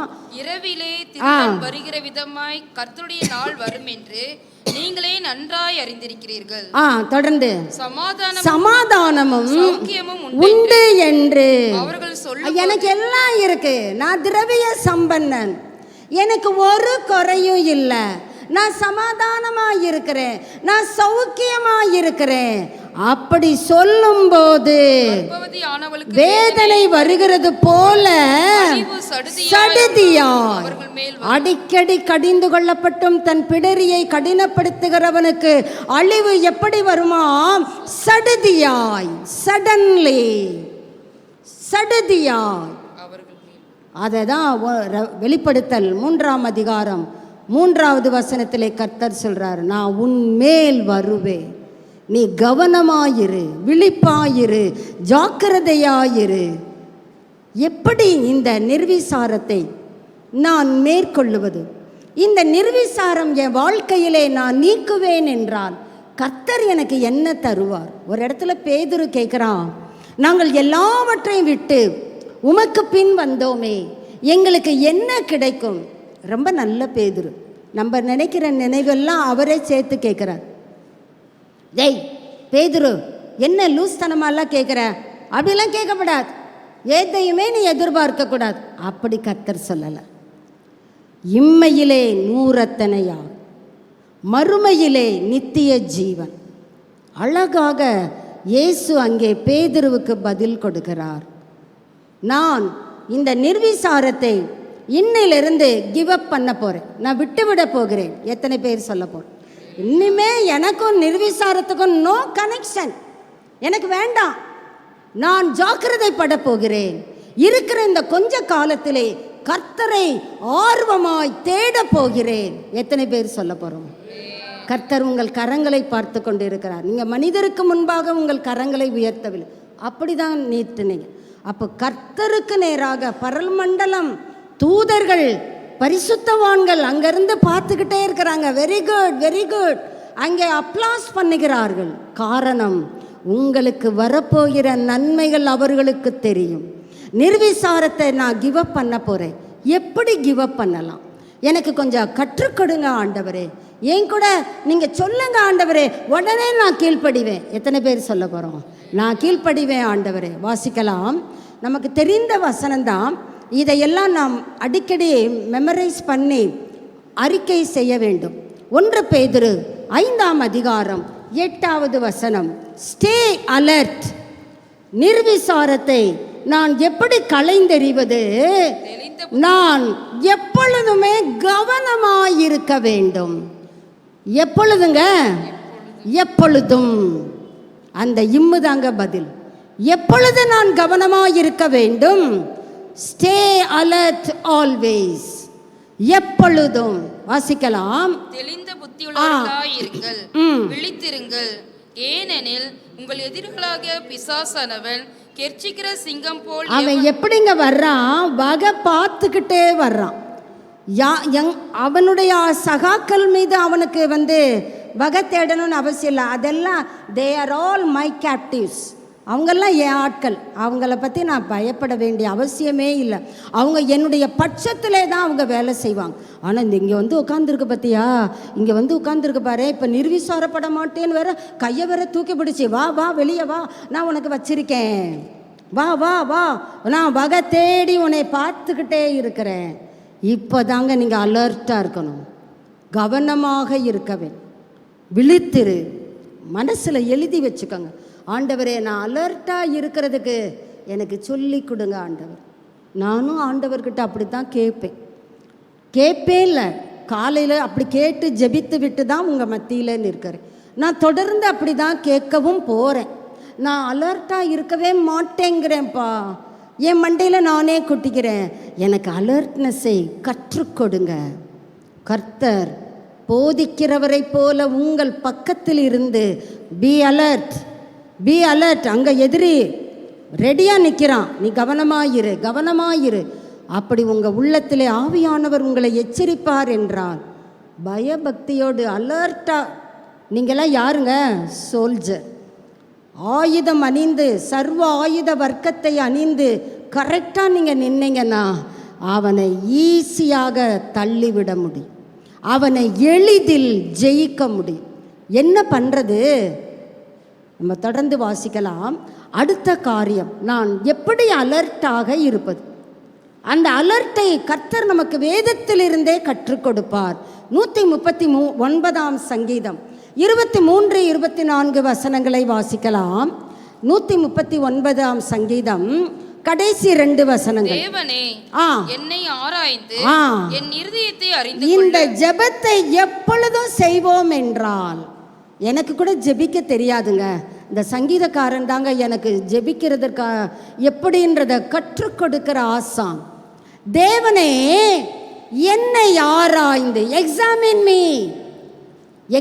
Me, search me.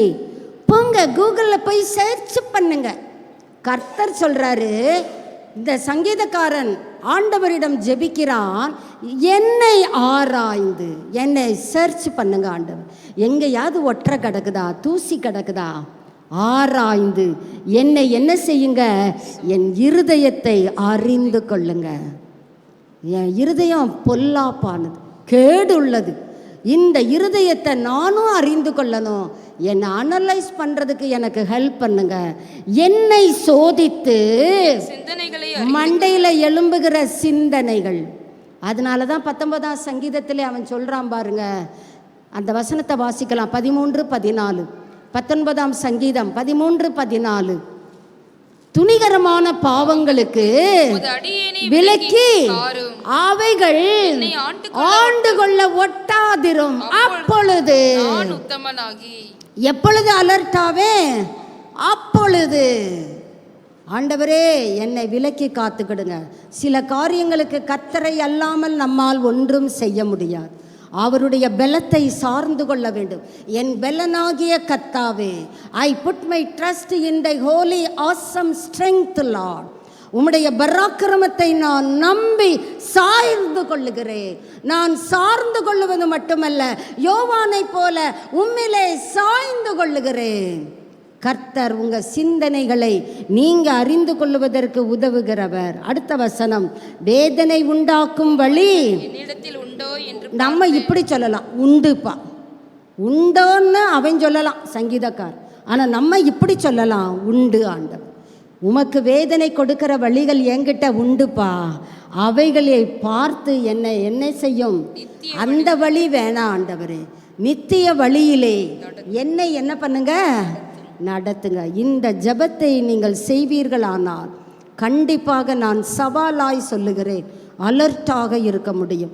எதற்கு அலர்ட்டு? நிர்விசாரத்திலிருந்து நாம் நம்மை தப்புவித்து கொள்ள நமக்கு அது ஏதுவாய் இருக்கும். இன்னொரு காரியம், மத்தேயு 5ஆம் அதிகாரம் 6வது வசனத்திலே, நீதியின் மேல் பசி தாகம் இது இருந்துச்சுன்னா கண்டிப்பாக நீங்க கவனமாக இருக்க முடியும். கண்டிப்பாக உங்களால் நிர்விசாரத்துக்கு உதவியாளாக இருக்கவே முடியாது. நீங்கள் நிர்விசாரத்தை எளிதில் ஜெயிக்க முடியும். என்ன செய்யணும்? வசனத்தை வாசிக்கலாம்.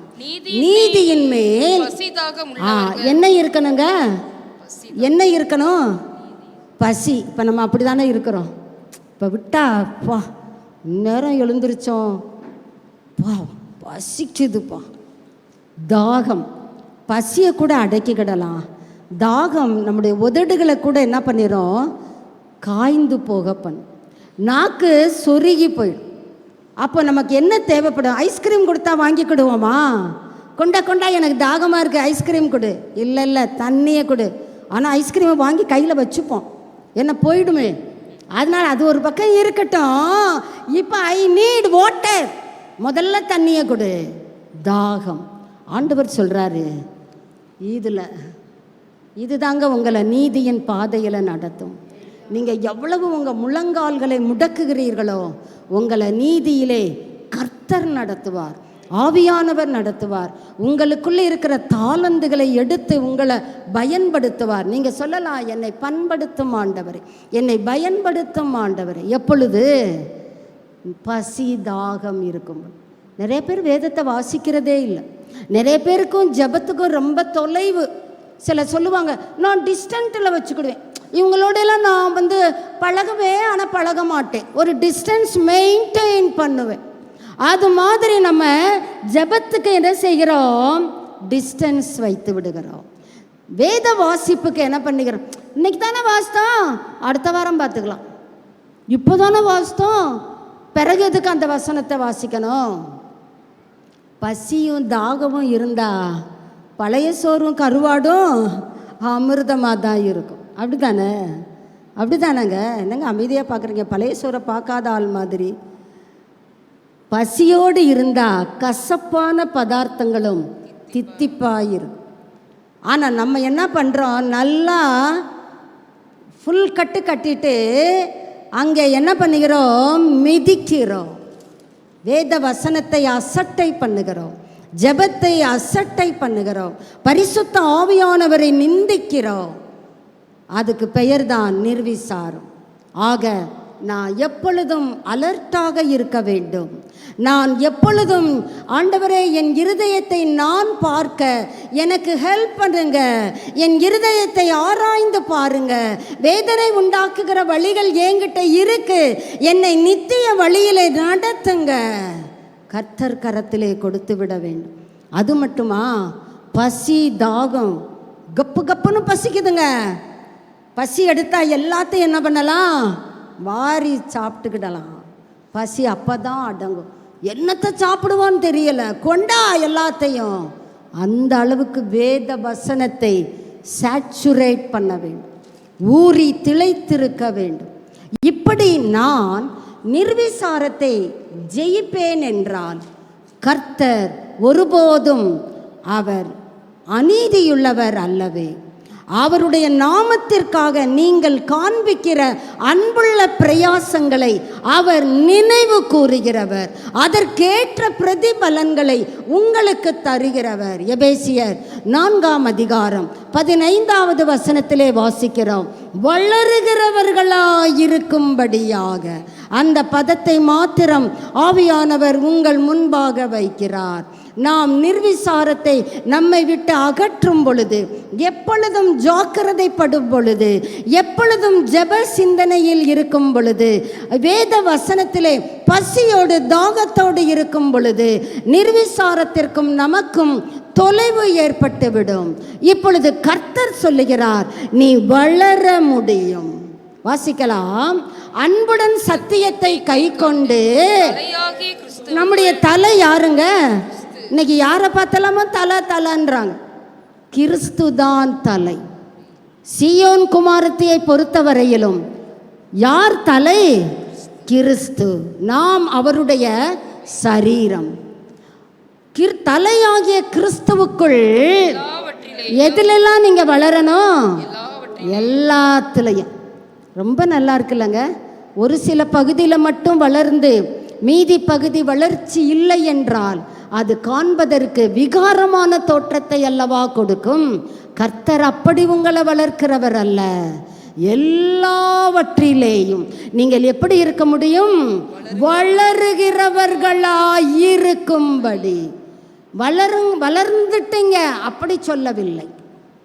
வளருகிறவர்களாய் நீங்க இருக்க வேண்டும் என்றால் நிர்விசாரத்தை தொலைத்துவிட கற்றுக்கொள்ள வேண்டும். எத்தனையோ பேரை பார்த்து சொல்றான், நீ போய் தொலை அப்படிங்கிறோம். அவங்கள சொல்லாதீங்க.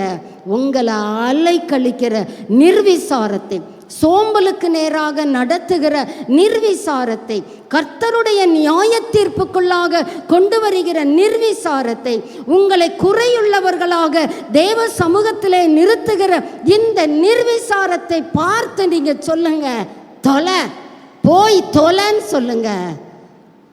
பதிலாக கர்த்தருக்குள்ளே நீங்கள் எல்லாவற்றிலேயும் வளர வேண்டும்.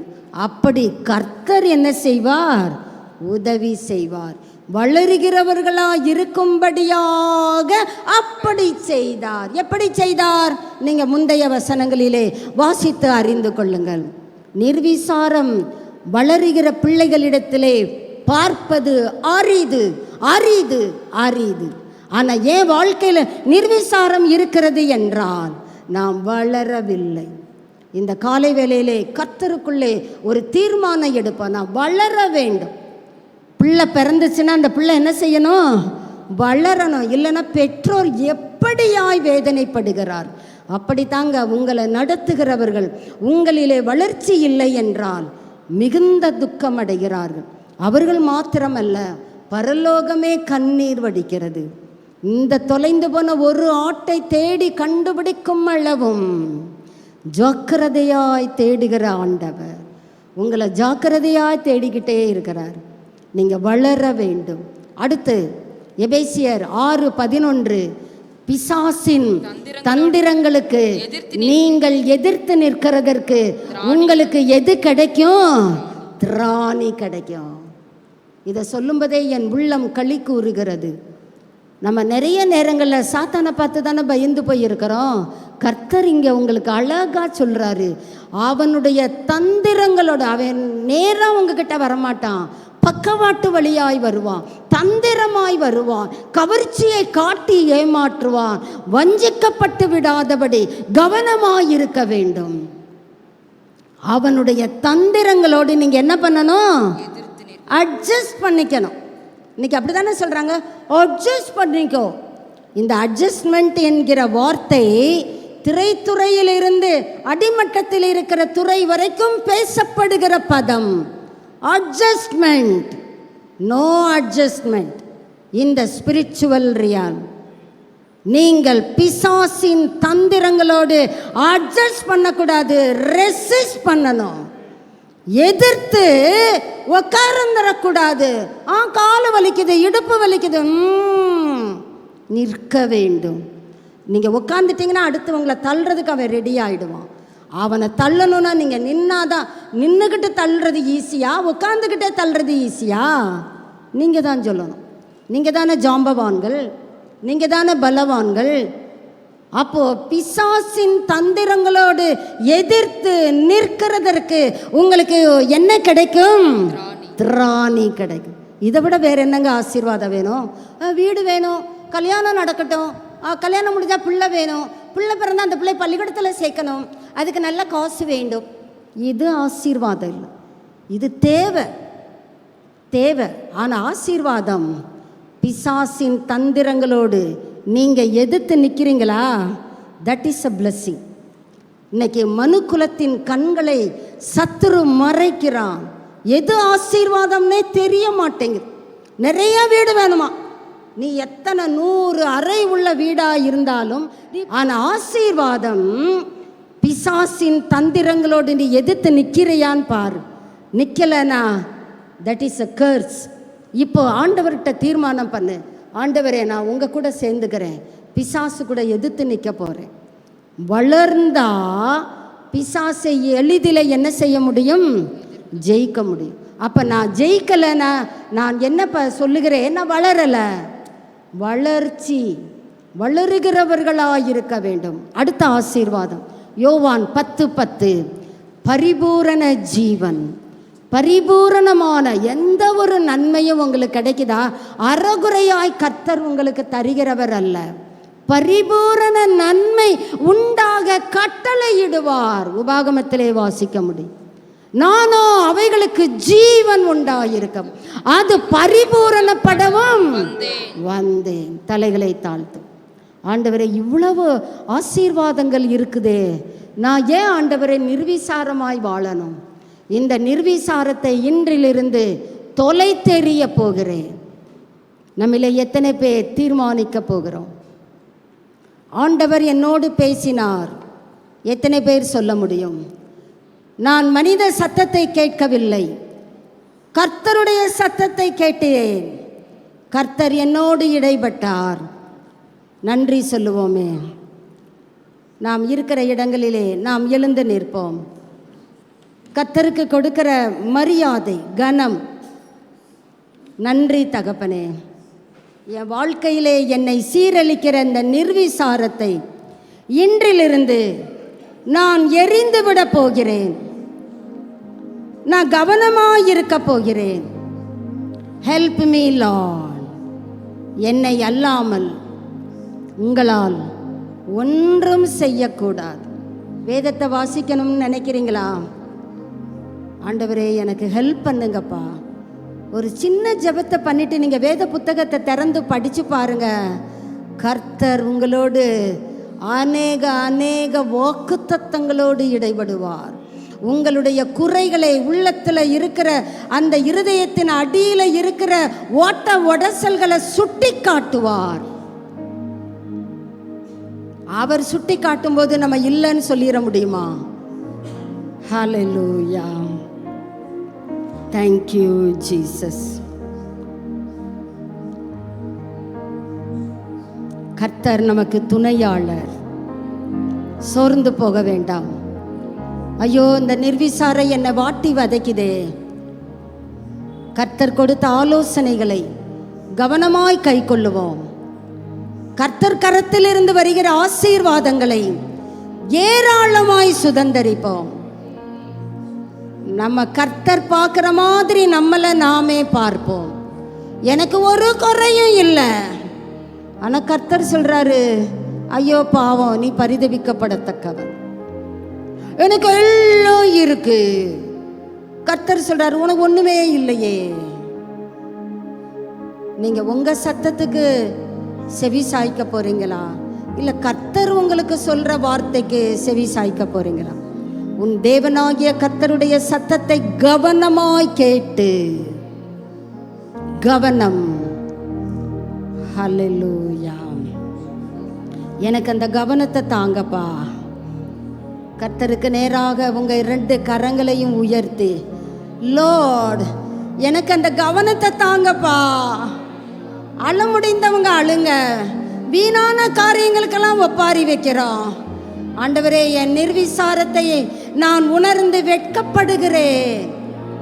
உமக்கு நேரா என் கரத்தை விரிக்கிறேன்.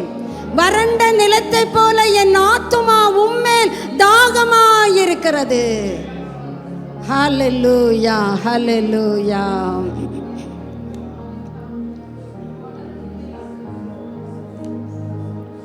Thank you Lord.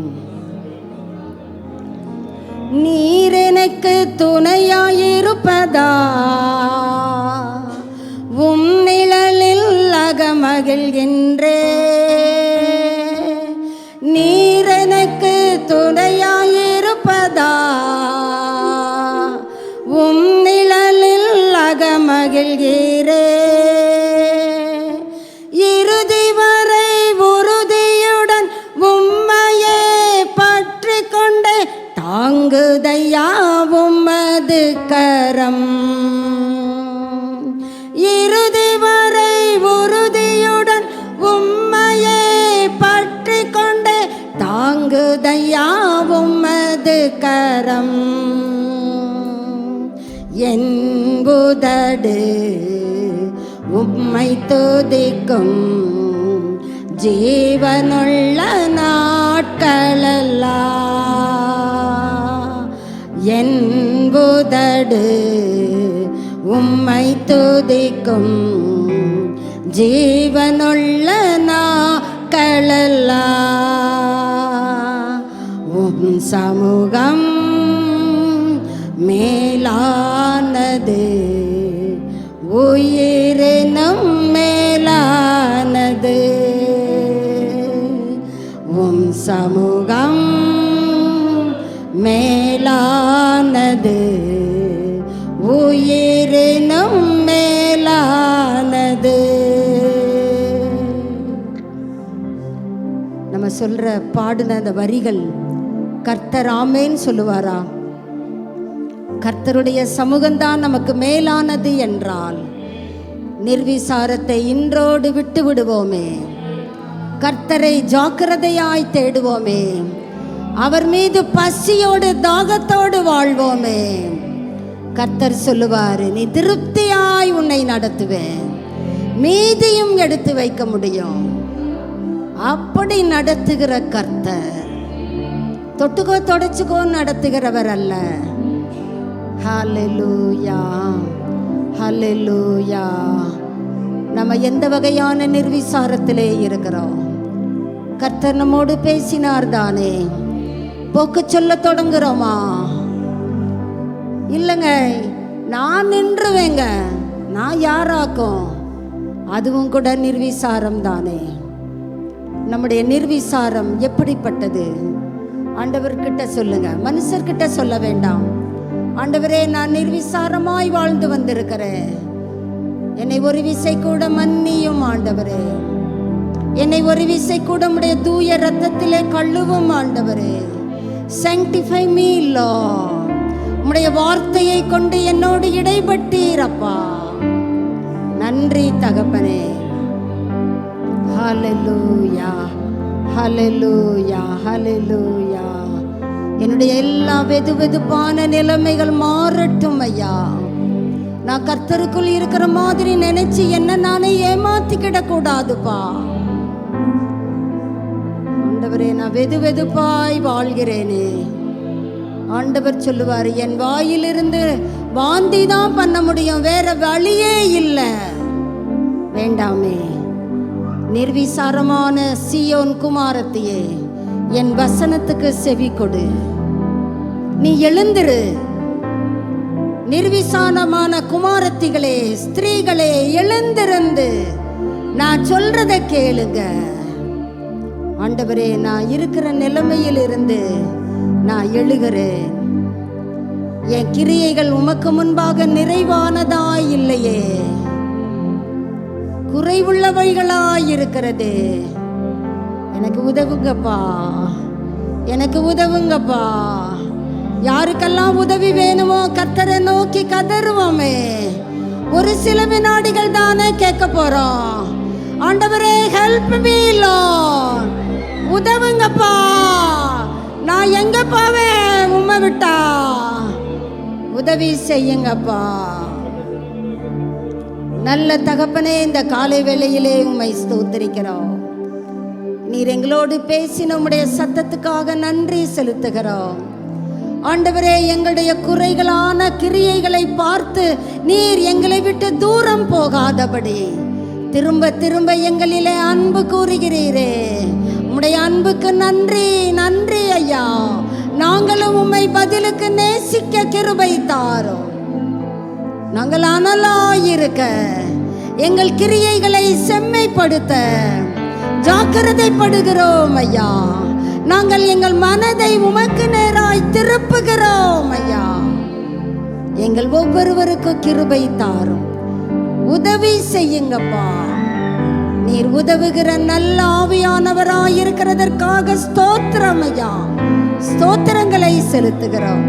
எங்கள் பெயர்கள் ஜீவ புஸ்தகத்திலே கிறுக்கப்பட்டு போய்விடக் கூடாதுப்பா. எழுதப்பட வேண்டும் ஐயா, எழுதப்படட்டும் ஐயா. எங்களை தாழ்த்தி உம்முடைய கரங்களிலே அர்ப்பணிக்கிறோம்.